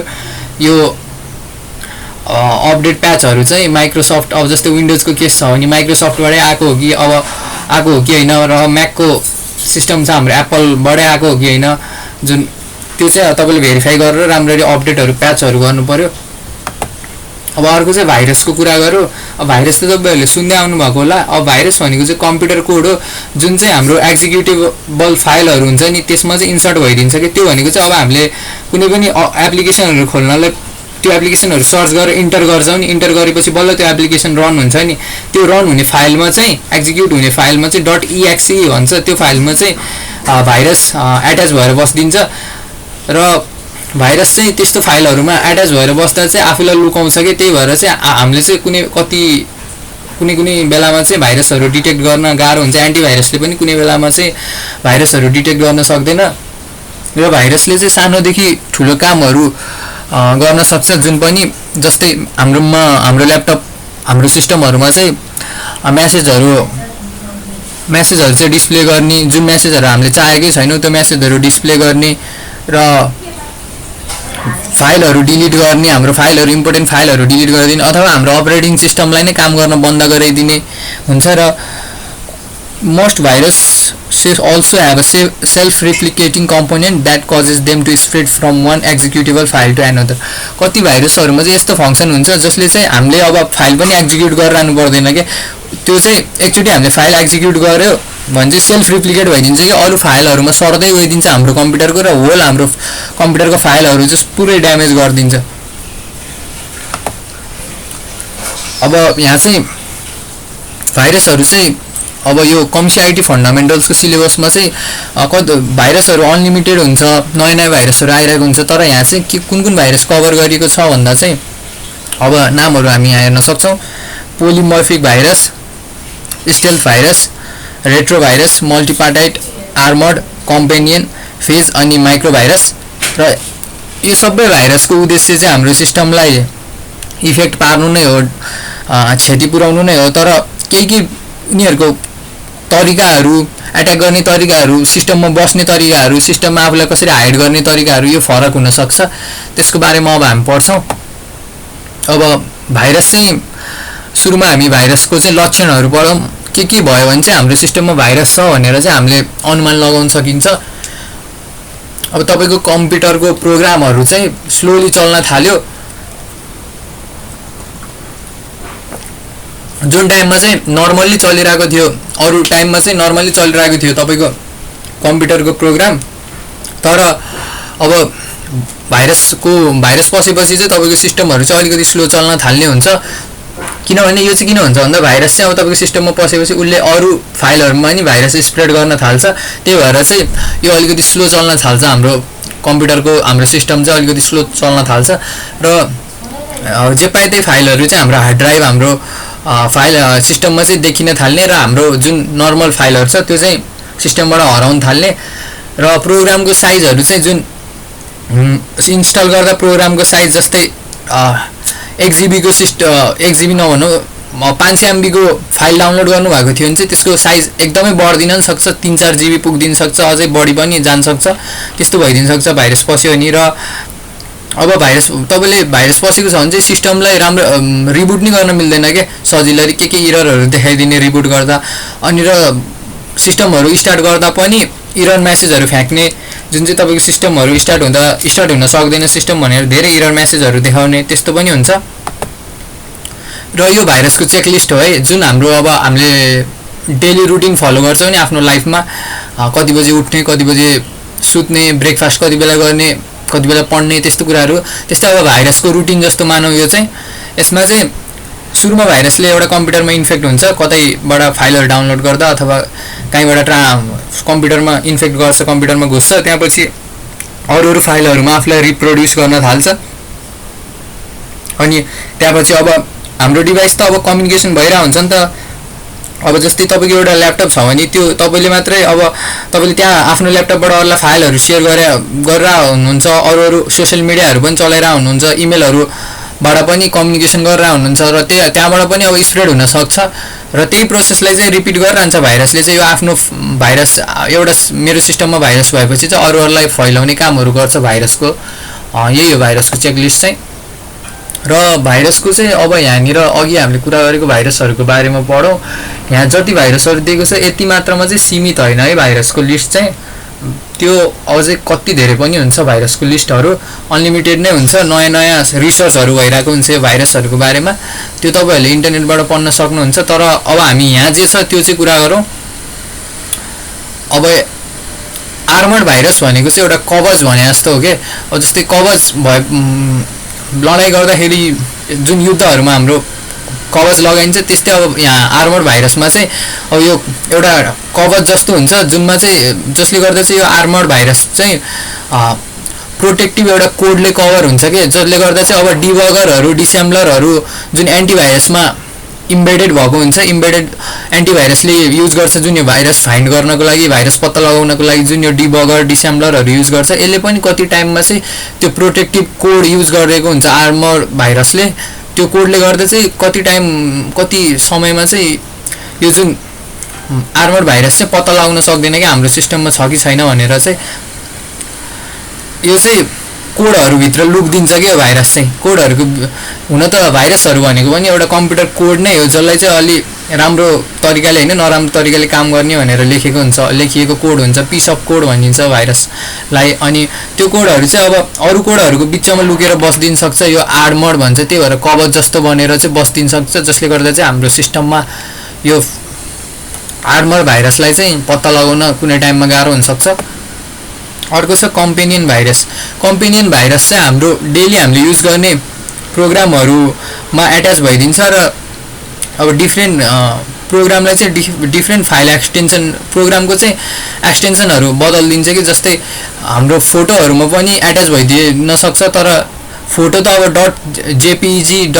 .png .tif gif यस्तो फर्मेटमा हुन्छ नि त तर कुनै टाइममा चाहिँ अब भाइरस छ भने चाहिँ .exe मा देखिएको हुन सक्छ के यसले चाहिँ फाइल नेमको एक्सटेन्सनहरु चेन्ज गरिदिन्छ र हामीले चाहिँ त्यो लेजिमेट अब हामीले फोटोहरु हाम्रो हेर्न खोज्छौं हाम्रो फोल्डरहरु खोलेर हाम्रो फोटोहरु हेर्न खोज्छौं भने चाहिँ त्यहाँनिर चाहिँ अब त्यो फोटो क्लिक गर्दा चाहिँ त्यो भाइरस त्यहाँ अट्याच भएको छ नि त त्यही भएर त्यो फोटो लोड हुन्छ फोटो सँगसँगै त्यो भाइरस पनि लोड भइदिन्छ के कुनै टाइममा चाहिँ पहिला त्यो भाइरस तपाईको सिस्टममा एक्जिक्युट भइदिन्छ त्यो फोटो ओपन गर्दाखेरि त्यसपछि चाहिँ अनि उले आफ्नो काम गर्छ र त्यसपछि बल्ल तपाईको फोटोहरु ढिलो खुल्लिने हुन्छ नि त्यो चाहिँ भाइरसको कारणले हुन सक्छ पहिला चाहिँ भाइरस रन हुन्छ तपाईको सिस्टममा त्यसपछि एकछिनपछि चाहिँ उले आफ्नो जुन कामहरु हुन्छ आफ्नो फाइलहरु भाइरस मेलिसियस फाइलहरु चाहिँ ट्रान्सफर गर्छ यताउति आफ्नो सिस्टममा त्यसपछि चाहिँ अनि बल्ल रियल हाम्रो प्रोग्राम अथवा त्यो फोटोको कुरा गरेको थिए जुन फोटो चाहिँ बल्ल देखिन्छ के हाम्रो सिस्टममा कम्पेनियन भाइरसमा चाहिँ यस्तो हुन्छ र अब चाहिँ म्याक्रो भाइरसको कुरा गरौँ र म्याक्रो भाइरस चाहिँ जस्तै माइक्रोसफ्ट वर्ड र एक्सेलहरुमा चाहिँ मोस्टली देखा पर्छ जुनमा चाहिँ अब माइक्रोसफ्ट वर्ड एक्सेलमा चाहिँ एउटा प्रोग्रामिङ ल्याङ्ग्वेज युज गरिएको हुन्छ के मिनी बेसिक भन्ने जसले चाहिँ हाम्रो अब केही स्पेलिङहरु मिस्टेक लेख्यो भने अटो करेक्ट भइदिन्छ नि हो त्यहाँ चाहिँ यो म्याक्रो भाइरसहरु चाहिँ अट्याच भइदिएर त्यो सबै हाम्रो डकुमेन्ट फाइलहरुलाई चाहिँ डकुमेन्ट अथवा जुन एक्सेल फाइलहरुलाई .xlsx भन्ने फाइल हुन्छ त्यो फाइलहरुलाई चाहिँ म्याक्रो भाइरसले सबै फाइलहरुलाई इन्फेक्ट गरिदिन्छ र आजकल चाहिँ म्याक्रो भाइरसहरु चाहिँ मोस्टली ग्रोइङ भनेको चाहिँ एकदमै बढिरहेको छ म्याक्रो भाइरसहरु वर्ल्डमा किनभने धेरै जसो अब माइक्रोसफ्ट वर्ड अफिस युज नगर्ने कमै युजरहरु होला वर्ल्डभरिमा त्यही भएर चाहिँ म्याक्रो भाइरस चाहिँ एकदमै छिटो ग्रो भइरहेको छ वर्ल्डमा र अब चाहिँ मल्टिपार्टाइड भाइरसको कुरा गरौँ मल्टिपार्टाइड भाइरसको अट्याक चाहिँ हाम्रो सिस्टममा चाहिँ मल्टिपल एकैचोटीमा दुईटा अथवा दुई भन्दा बढी अट्याकहरु चाहिँ गर्न सक्छ यो चाहिँ हाम्रो बुट सेक्टर फाइलहरुसँग नि इन्फेक्ट भइदिन सक्छ र यता चाहिँ हाम्रो एप्लिकेसनहरुलाई चाहिँ डिस्ट्रोय गरेर नि हुन सक्छ के यसलाई चाहिँ अब यसको चाहिँ इम्प्याक्ट के हुन्छ भन्दाखेरिमा तपाईले अब आफ्नो सिस्टममा इन्फेक्ट भएको देख्नु भयो नि मल्टिपार्टाइड भाइरस अब कुन कामलाई चाहिँ रोक्ने कि अब बुट सेक्टरमा इन्फेक्ट भएको फाइलहरुलाई रिपेयर गर्नतर्फ लाग्ने कि अब एप्लिकेसनहरु डिस्ट्रोय गरिरहेको छ त्यसलाई बचाउने त्यही भएर चाहिँ एकतिर गर्दा अर्कोतिर चाहिँ यसले इन्फेक्ट गरिदिरहेको हुन्छ सिस्टममा त्यसरी नै हामीले चाहिँ टोटल्ली यसलाई डिस्ट्रोय गर्न चाहिँ अलिकति गाह्रो पर्न सक्छ यसको यही बिहेभियरले गर्दा यो मल्टिपार्टाइड भाइरसको अब फेज भाइरस भन्छ एउटा यो चाहिँ डेटाबेस र प्रोग्रामहरुलाई चाहिँ अल्टर गरिदिन्छ के अब यसले चाहिँ फाइलहरु सबैलाई इन्फेक्ट गर्छ र यसलाई रिमुभ गर्ने एउटा तरिका भनेको चाहिँ जुन फाइलहरुलाई यसले इन्फेक्ट गरेको छ त्यो फाइलहरुलाई चाहिँ रिमुभ गरेर फेरि त्यो फाइललाई रिइन्स्टल गर्नु पर्यो के आफ्नो सिस्टममा र यदि हामीले एउटा फाइल पनि मिस गर्यौं जुन यो भाइरसबाट इन्फेक्ट भएको छ एउटा फाइल पनि मिस गर्यो भने चाहिँ यो प्रोसेस फेरि सुरु हुन्छ के यसले चाहिँ प्रोग्राम र डेटाबेसहरुलाई अल्टर गर्छ भनेको चाहिँ यिनीहरुलाई चाहिँ दायाँ बायाँ गरिदिन्छ कि यिनीहरुसँग अट्याच भएर यो प्रोग्राम र डेटाबेसहरुलाई चाहिँ दायाँ बायाँ गरिदिन्छ अर्को छ पोलिमर्फिक भाइरस अब पोलिमर्फिक भाइरस चाहिँ जुन आफ्नो एक्चुअल फर्मबाट चाहिँ अलिकति चेन्ज भइदिन्छ जसले गर्दा चाहिँ डिटेक्ट हुनबाट बच्छ के यसले चाहिँ हाम्रो सिस्टमलाई अट्याक गर्छ र मेसेज हाम्रो सिस्टममा मेसेजहरु डिस्प्ले गर्छ र फाइलहरु डिलिट गरिदिन्छ र यो चाहिँ हाम्रो एन्टिभाइरसबाट पनि लुक्न खोज्छ यसले चाहिँ एउटा इन्क्रिप्ट गर्छ के आफ्नो पार्टलाई इन्क्रिप्टेड गर्छ एउटा इन्क्रिप्ट गरेपछि चाहिँ त्यसलाई नदेखिने बनाउँछ कि इन्क्रिप्ट गरेको भन्न खोज्दा त्यसलाई चाहिँ अलि नदेखिने टाइपको बनाउँछ एन्टिभाइरसबाट। र अब यो प्रोसेसलाई चाहिँ म्युटेसन भनिन्छ कि म्युटेसन भनेको चाहिँ एउटा भाइरसले गर्ने भाइरसले युज गर्ने एउटा टेक्निक हो, जुनमा चाहिँ अब म्युटेसन प्रोसेसमा चाहिँ एन्टिभाइरसबाट बस्नलाई चाहिँ उसले चाहिँ आफ्नो भाइरसको फर्महरू चाहिँ चेन्ज गर्न सक्छ कि फाइलहरूमा लुक्न सक्छ। त्यही नै हो यो पनि। अब रेट्रोभाइरसको कुरा गरौँ। रेट्रोभाइरसले चाहिँ सुरुमा एन्टिभाइरसलाई बाइपास गर्छ। एन्टिभाइरसले चाहिँ अब फाइलहरू हाल्दा एन्टिभाइरसले केही गरी फाइलहरू हामीले युएसबीहरू लगायौँ, सिडीहरू लगायौँ भने चाहिँ एन्टिभाइरसले स्क्यान गरेर अब हार्मफुल छ भनेर देखाउँछ नि त। यो अब रेट्रोभाइरस कम्प्युटरमा घुस्यो भने चाहिँ एन्टिभाइरस सफ्टवेयरलाई सुरुमा बाइपास गर्छ। आफ्नो अब के कोडहरू अथवा के स्क्रिप्टहरू जुन यो रेट्रोभाइरससँग क्रिएट गरेको हुन्छ त्यो स्क्रिप्टहरूले गर्दा चाहिँ एन्टिभाइरसहरूलाई बाइपास गर्छ।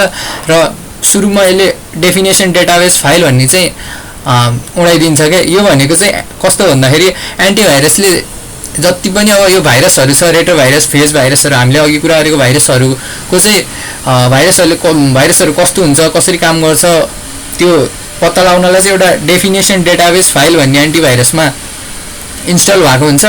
त्यो फाइल बिना चाहिँ एन्टिभाइरस अब कामै गर्दैन कि। उसले चाहिँ भाइरसहरूको बारेमा थाहा नै हुँदैन। एन्टिभाइरस पनि एउटा सफ्टवेयर हो, उसलाई नै अब त्यहाँ जे फाइलहरूमा छ त्यही हेरेर काम गर्ने हो नि त। त्यही भएर चाहिँ अब डेटाबेस फाइलबाट चाहिँ डेफिनेसन डेटाबेस फाइल चाहिँ यो रेट्रोभाइरसले चाहिँ एट्याक गरेर उडाइदिन्छ। त्यसपछि त अब त्यो एन्टिभाइरसले कामै गर्न छोड्छ। र अब एन्टिभाइरस स्क्यान गरे पनि एन्टिभाइरसले चाहिँ नभएको कुराहरू चाहिँ देखाइदिन सक्छ। फल्स सेन्स अफ सेक्युरिटी, यसले गर्दा चाहिँ false sense of security arise हुन्छ हाम्रो सिस्टममा। र अर्को छ स्टेल्थ भाइरस। स्टेल्थ भाइरस चाहिँ अहिले चाहिँ आफूलाई जोगाउनलाई चाहिँ एप्लिकेसनहरू जस्तो देखिएर आफूलाई मास्किङ गर्छ कि। मास्किङ गर्नु भनेको चाहिँ जस्तै नर्मल तपाईँले गेमहरूमा लुक्न सक्छ।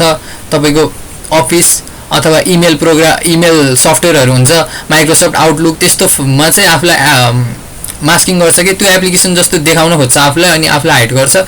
र यो चाहिँ जुन सिस्टम युटिलिटी अथवा सिस्टमको प्रोग्रामहरू रन गर्दा चाहिँ यो स्टेल्थ भाइरसले चाहिँ एउटा कमान्ड पठाउँछ, जसले गर्दा चाहिँ सिस्टमको जुन हार्डवेयरमा कमान्ड पठाउँछ त्यहाँपछि चाहिँ अनि यो चाहिँ डिटेक्ट गर्न चाहिँ गाह्रो बनाइदिन्छ कि। त्यही भएर यो स्टेल्थ भाइरस चाहिँ एउटा फाइलबाट अर्को फाइलमा पनि स्क्यान भइदिन्छ।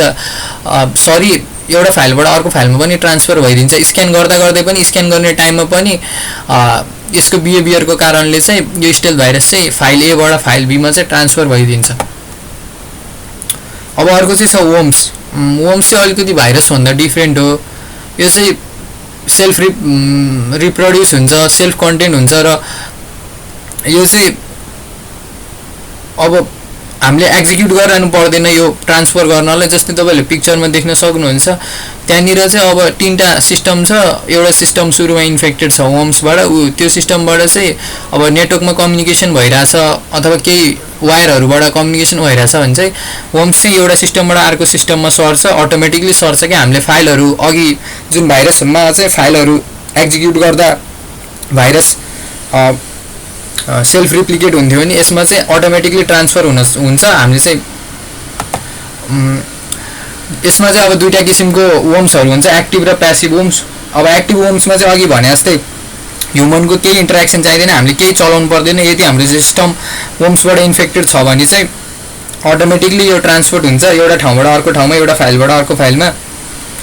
एक्टिभ वर्म्स चाहिँ अब इमेलको बाट पनि ट्रान्सफर भइदिन्छ। अब अघि आएको सिस्टमको भर्नेबिलिटिजको एक्सप्लोइट्सहरूको कुरा गरेको थियो, त्यहाँबाट पनि ट्रान्सफर भइदिन सक्छ। र यो इन्टरनेट हाम्रो डिभाइसहरूले चाहिँ कम्युनिकेसन गर्ने, अब इन्टरनेटमा कम्युनिकेसन गर्ने हाम्रो TCP/IP भन्ने हुन्छ प्रोटोकल, त्यसमा चाहिँ त्योबाट पनि ट्रान्सफर भइदिन सक्छ। र अरू इन्टरनेट सर्भिसेसहरूबाट पनि ट्रान्सफर भइदिन्छ यो नेटवर्क इन्फ्रास्ट्रक्चरको थ्रुबाट। Active virus. प्यासिभ भाइरस चाहिँ हामीले मान्छेहरूले नै एक्जिक्युट गर्नु, मान्छेहरूले वर्म्स चाहिँ प्यासिभ वर्म्स चाहिँ जसरी भाइरस हामीले एक्जिक्युट गर्दा, प्रोग्रामहरू एक्जिक्युट गर्दा भाइरस सर्छ एउटा फाइलबाट अर्को फाइलमा, त्यसरी नै प्यासिभ वर्म चाहिँ त्यसरी सर्छ। अब ट्रोजन हर्सको कुरा गरौँ। ट्रोजन हर्स भनेको चाहिँ एउटा अब कस्तो कन्सेप्ट हो भन्दाखेरि पहिला चाहिँ ग्रिकमा चाहिँ लडाइँहरू हुँदाखेरिमा चाहिँ एउटा काठको घोडा जस्तोमा चाहिँ सैनिकहरू लुकेर चाहिँ अब आफ्नो जुन विरोधी पक्ष हुन्छ युद्ध गर्दा त्यो मान्छेहरूलाई चाहिँ त्यो दुश्मनहरूलाई नजर राख्ने अथवा त्यो घोडाहरूभित्र बस्ने अनि अचानक निक्लिएर लडाइँहरू गर्ने त्यसरी चाहिँ गर्थ्यो। अब त्यही कन्सेप्ट चाहिँ यो डिजिटल वर्ल्डमा पनि लागू हुन्छ। अब मेलिसियस सफ्टवेयरले चाहिँ सुरुमा डेस्ट्रोय गर्ने, चेन्ज गर्ने, ट्रान्समिट गर्ने यिनीहरू कामहरू गर्छ। यसको चाहिँ कामहरू भनेको चाहिँ डेस्ट्रोय गरिदिने, अब सिस्टमको फाइलहरू चेन्ज गरिदिने अथवा ट्रान्समिट गर्ने, एउटा सिस्टमबाट अर्को सिस्टममा ट्रान्समिट हुने, यो कामहरू चाहिँ ट्रोजन हर्सको हो। अब हामी अर्को स्लाइडतर्फ हेरौँ। यसमा चाहिँ ट्रोजन हर्स चाहिँ जस्तै ट्रोजन भनेर चिनिन्छ। अब यसमा चाहिँ यो ट्रोजन हर्स चाहिँ एउटा एप्लिकेसनको इन्टायर सिस्टम र नेटवर्कबाट चाहिँ अर्को सिस्टममा सर्दिन सक्छ, त्यहाँसम्मको क्यापेबिलिटी हुन्छ यो ट्रोजन हर्समा चाहिँ। अब यसमा चाहिँ कस्तो हुन्छ भन्दा कुनै समयमा अफरहरू देखाइएको हुन्छ त तपाईँहरूले यो फ्रीमा डाउनलोड गर्न सक्नुहुन्छ यो सफ्टवेयरहरू भनेर, त्यहाँभित्र चाहिँ यो ट्रोजन भाइरस चाहिँ ट्रोजन हर्स चाहिँ लुकेर आएको हुनसक्छ र हाम्रो सिस्टमलाई चाहिँ खासमा हाम्रो सिस्टमलाई स्क्यान गर्ने भनेर एन्टिभाइरसहरूमा कति फ्री एन्टिभाइरसहरूमा पनि फ्री एन्टिभाइरसहरू आइरहेको हुन्छ हाम्रो सिस्टमलाई स्क्यान गर्ने भनेर। तर त्यसको सट्टामा चाहिँ उल्टै सिस्टमलाई चाहिँ यसले म्यालवेयरहरू पसाइदिने, नराम्रो कामहरू गर्ने, सिस्टममा किलगरहरू राखिदिने, जसले गर्दा चाहिँ हाम्रो किलगरबाट चाहिँ के हुन्छ भन्दा हाम्रो जति पनि जे कुराहरू पनि टाइप गऱ्यौँ त्यो कुराहरू चाहिँ अर्को लोकेसनमा एउटा फाइलमा बसेर अर्को लोकेसनमा ट्रान्सफर भइदिन्छ कि त्यो चाहिँ। अब त्यसको इफेक्ट चाहिँ के हुन्छ भन्दा हामीले युजर नेम पासवर्डहरू ट्राई गरेर हुन्छौँ, त्यो ट्राई गरेको पासवर्डहरू टाइप गरेर छ भने चाहिँ त्यो सबै इन्फर्मेसन टाइप गरेको पासवर्डहरू एउटा फाइलमा स्टोर गरेर अर्को लोकेसन जुन एट्याकर हटा पठाइदिन सक्छ यो ट्रोजन हर्सको थ्रुबाट चाहिँ। ट्रोजन हर्स चाहिँ आफै रिप्लिकेट हुँदैन है, यो चाहिँ भाइरस जस्तो होइन टेक्निकल्ली भन्नुपर्दा। र यो चाहिँ ट्रोजन हर्स चाहिँ ट्रान्समिट हुने भनेको वर्म्सको थ्रुबाट हो। अघि जुन हामीले यहाँभन्दा अगाडि वर्म्सको कुरा गरेका थियौँ नि, त्यहाँबाट चाहिँ ट्रान्सफर हुने हो। जस्तै वर्म्स रिप्लिकेट भयो भने चाहिँ वर्मसँग चाहिँ यो Trojan horse virus Trojan horse पनि रिप्लिकेट भएर चाहिँ अरू सिस्टमहरूमा चाहिँ ट्रान्सफर हुनसक्छ। तर एन्टिभाइरसले चाहिँ धेरै जस्तो चाहिँ यो ट्रोजन हर्स भाइरसहरू चाहिँ खोजेर डिटेक्ट गरेर रिमुभ गरिदिरहेको हुन्छ। अब एडवेयरको कुरा गरौँ, तपाईँले पिक्चरमा देख्न सक्नुहुन्छ यहाँ कति एडहरू देखाइरहेछ जुन चाहिँ हामीले अब चाहेको हुँदैन सितिमिति हाम्रो सिस्टममा यस्तो एडहरू चलोस् भनेर। अब एडवेयर चाहिँ खासमा चाहिँ एडवेयर भनेको चाहिँ अब एड चलाउनको लागि बनाइएको प्रोग्राम हो कि, सबै एडवेयर इलिगल हुन्छ भन्ने पनि हुँदैन र सबै चाहिँ क्रिमिनल एक्टिभिटीमा इन्भल्भ हुन्छ भन्ने पनि हुँदैन एडवेयरहरू। तर एडवेयरहरूलाई चाहिँ आजकल चाहिँ गलत रूपमा चाहिँ युज गरिन्छ कि पहिला चाहिँ एडवेयरहरू अब एप्लिकेसनहरू इन्स्टल गर्दा एप्लिकेसनसँगै एडवेयरहरू आउँथ्यो र केही एडहरू चल्थ्यो भने आजकल चाहिँ अब आफ्नो पर्मिसन बिनाको एप्लिकेसनमा चाहिँ त्यो एप्लिकेसनमा चाहिँ विदाउट आफ्नो पर्मिसन कुनै एप्लिकेसन इन्स्टल गर्दा त्यसमा एडवेयरहरू इन्स्टल भएर आइदिने अनि हाम्रो सिस्टमलाई चाहिँ अब जे पाए त्यो एडहरू देखाउने आफ्नो प्रडक्टहरू बेच्नलाई, जुन फ्रडको लागि पनि फ्रड गर्नलाई नै युज गरिन्छ कि जुन अब प्रडक्टहरू हामीलाई साइटहरूमा भिजिट गर्नु भनेर देखाउँछ, त्यहाँबाट प्रडक्टहरू किनेर आफ्नो क्रेडिट कार्डहरूबाट प्रडक्टहरू किन्यो तर त्यो प्रडक्ट एक्चुअली हुँदैन कि त्यो सबै फेक हुन्छ। त्यो फ्रड गर्नलाई पनि युज गरिन्छ यो एडवेयरहरू चाहिँ। र एडवेयर चाहिँ गएर विन्डोजको एउटा रजिस्ट्री एडिटिङ इन्स्ट्रक्सन रजिस्ट्री भन्ने हुन्छ विन्डोजको, त्यो फाइलमा गएर बसिदिन्छ र त्यहाँ चाहिँ त्यो रजिस्ट्री फाइलमा बसेपछि चाहिँ हामीले जसरी अनइन्स्टल गर्छ प्रोग्रामहरू त्यसरी सजिलै अनइन्स्टल गर्नु मिल्दैन कि। त्यसको लागि चाहिँ हामीले अब रिमुभल प्रोसेस हुन्छ छुट्टै, त्यो इन्टरनेटमा खोजेर रिमुभ गर्नुपर्दा हामीलाई गाह्रो भइदिन्छ। र यो केसमा एन्टिभाइरसले पनि हामीलाई हेल्प गर्न सक्दैन कि यो रजिस्ट्रीमा गएर यो एडवेयरहरू बसिदियो भने चाहिँ। अब पर्सनल फाइलहरू इन्क्रिप्ट भएको यो ऱ्यान्समवेयरको कुराहरू हेरौँ। यहाँ देखाइरहेको छ क्रिप्टो लकर 2.0ले चाहिँ तपाईँको पर्सनल फाइल इन्क्रिप्ट गरिदिएको छ 72 आवर्स 72 घन्टाभित्र चाहिँ तपाईँले पे गर्नुहोस् बिटकोइनमा, नभए चाहिँ तपाईँको फाइलहरू चाहिँ अब फिर्ता आउँदैन भनेर देखाइएको छ। यस्तो चाहिँ कसरी हुन्छ भन्दा अब जुन फ्रीको एप्लिकेसन भन्छौँ हामीले पे गरेर किन्नुपर्ने एप्लिकेसनहरू चाहिँ पैसा तिरेर किन्नुपर्ने एप्लिकेसनहरू चाहिँ जुन फ्रीमा पाइन्छ भनेर चाहिँ साइटहरूबाट किन्छौँ नि त्यो फ्रीमा एक्चुअली दिएको हुँदैन कि किनभने अब कुनै तपाईँ आफै सोच्नुहोस् न कुनै पैसा पर्ने एप्लिकेसन चाहिँ तपाईँलाई किन कसैले फ्रीमा दिन्छ तपाईँबाट नि उसले केही न केही त लिइरहेको हुन्छ नि त। त्यो चाहिँ अब यस्तो ऱ्यान्समहरू हालिदिएको हुनसक्छ अघिको जुन एडवेयरहरू त्यस्तो एडवेयरहरू चलाइदिएको हुनसक्छ अथवा भाइरसहरू तपाईँको सिस्टममा पठाइदिएको हुनसक्छ। तपाईँको सिस्टमको इन्फर्मेसनहरू तपाईँले अब डाउनलोड गर्दा तपाईँको लगइन गर्दा युजर नेम पासवर्डहरू युज चाहिन्छ भनेर लगइन गरेर इन्स्टल गर्ने पनि हुन्छ कति साइटमा। त्यसरी इन्स्टल गर्दा पनि तपाईँको अब इन्फर्मेसनहरू उसले युज गरिरहेको हुनसक्छ। तपाईँको इमेल युज गर्यो भने नि तपाईँ अब थर्ड पार्टी भेन्डरहरूलाई तपाईँको इमेल बेच्यो भने पनि इमेलमा तपाईँको कति एडहरू आउँछन् कति टाइममा कति पब्लिसिटीहरू भइरहेको हुन्छ। त्यो पब्लिसिटीहरू किन आउँछ भन्दा अब तपाईँले त्यस्तै आफ्नो इमेलहरू चाहिँ यस्तै साइटहरूमा लगेर हाल्नुभएको छ जहाँ चाहिँ भनिन्छ हामीले चाहिँ यो पेड एप्लिकेसनलाई चाहिँ तपाईँलाई फ्रीमा दिन्छौँ भनिन्छ नि। त्यही भएर चाहिँ सकेसम्म चाहिँ हाम्रो यो पे गरेर किन्नुपर्ने एप्लिकेसनहरू चाहिँ फ्रीमा पाइन्छ भन्दा चाहिँ डाउनलोड नगरिहालौँ। यस्तो ऱ्यान्समवेयरहरूले चाहिँ इफेक्ट पार्न सक्छ। सकेसम्म चाहिँ ट्रायल भर्जनहरू युज गरौँ र सकिन्छ भने ओपन सोर्सहरू युज गरौँ कि जस्तै अब मैले पब्लिसिटी त गरेको होइन त्यही पनि जुन अब हाम्रो विन्डोजमा हामीले माइक्रोसफ्ट वर्ड पैसा तिरेर किन्नुपर्छ भने अब जस्तै त्यसको सोल्युसन ओपन सोर्समा चाहिँ फ्रीमा पाउने अफिस भनेको चाहिँ WPS अफिस अथवा अरू पनि टन्नै पाइन्छ। तपाईँहरूले रिसर्च गरेर चाहिँ त्यो युज गर्न सक्नुहुन्छ जसमा तपाईँलाई पैसा लाग्दैन र अब तपाईँको सिस्टम पनि एट्याक हुनुबाट ह्याक हुनुबाट यस्तो ऱ्यान्समवेयरहरूबाट तपाईँको फाइलहरू इन्क्रिप्ट हुनुबाट बच्छ। र अब चाहिँ टपिकको कुरा गरौँ है ऱ्यान्समवेयरको। ऱ्यान्समवेयर चाहिँ अब नर्मली बनाइएको भनेको चाहिँ पैसा कमाउनलाई हो अभियसली। यसले चाहिँ अब तपाईँको सिस्टममा घुसेर तपाईँको फाइलहरूलाई इन्क्रिप्ट गरिदिन्छ र तपाईँको फाइलहरू चाहिँ खोल्न नमिल्ने बनाइदिन्छ। तपाईँले कुनै पनि आफ्नो फाइलहरू खोल्न सक्नुहुन्न र खोलिदिएको बापत चाहिँ तपाईँले पैसा दिनुपर्छ भन्छ र ग्यारेन्टी हुँदैन उसले। मैले त्यस्तो केस थाहा पाएको छैन है। त्यो अब ऱ्यान्समवेयर लाग्यो आफ्नो सिस्टममा र पैसा तिरेपछि त्यो फाइलहरू डिक्रिप्ट गरिदिएको उल्टै उसले त्यो फाइलहरू सबै उडाइदिन सक्छ। उसले त पैसा पाइहाल्यो। त्यही भएर चाहिँ अब त्यसमा चाहिँ एउटा अप्सन के हुन्छ भन्दा मान्छेहरूले गर्ने भनेको सकेसम्म फर्मेट गर्ने अनि ब्याकअपबाट चाहिँ आफ्नो फाइलहरू फोल्डरहरूलाई चाहिँ ब्याकअप गर्ने ब्याकअप पोइन्ट रिस्टोर पोइन्ट भनिन्छ विन्डोजमा।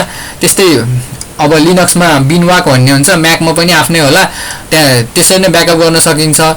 तर कति केसमा चाहिँ अब ऱ्यान्समवेयरले चाहिँ कहाँसम्म इफेक्ट पारेको हुन्छ भन्दा हाम्रो ब्याकअप फाइलहरूलाई पनि इन्क्रिप्ट गरिदिएको हुन्छ कि त्यो केसमा चाहिँ अब मान्छेहरूसँग अप्सन के बच्छ भन्दा उसले चाहिँ अब टोटल्ली आफ्नो सिस्टम पुरै वाइप गर्ने र अब सबै फाइलहरू जान्छ र नयाँ अपरेटिङ सिस्टम हाल्ने के।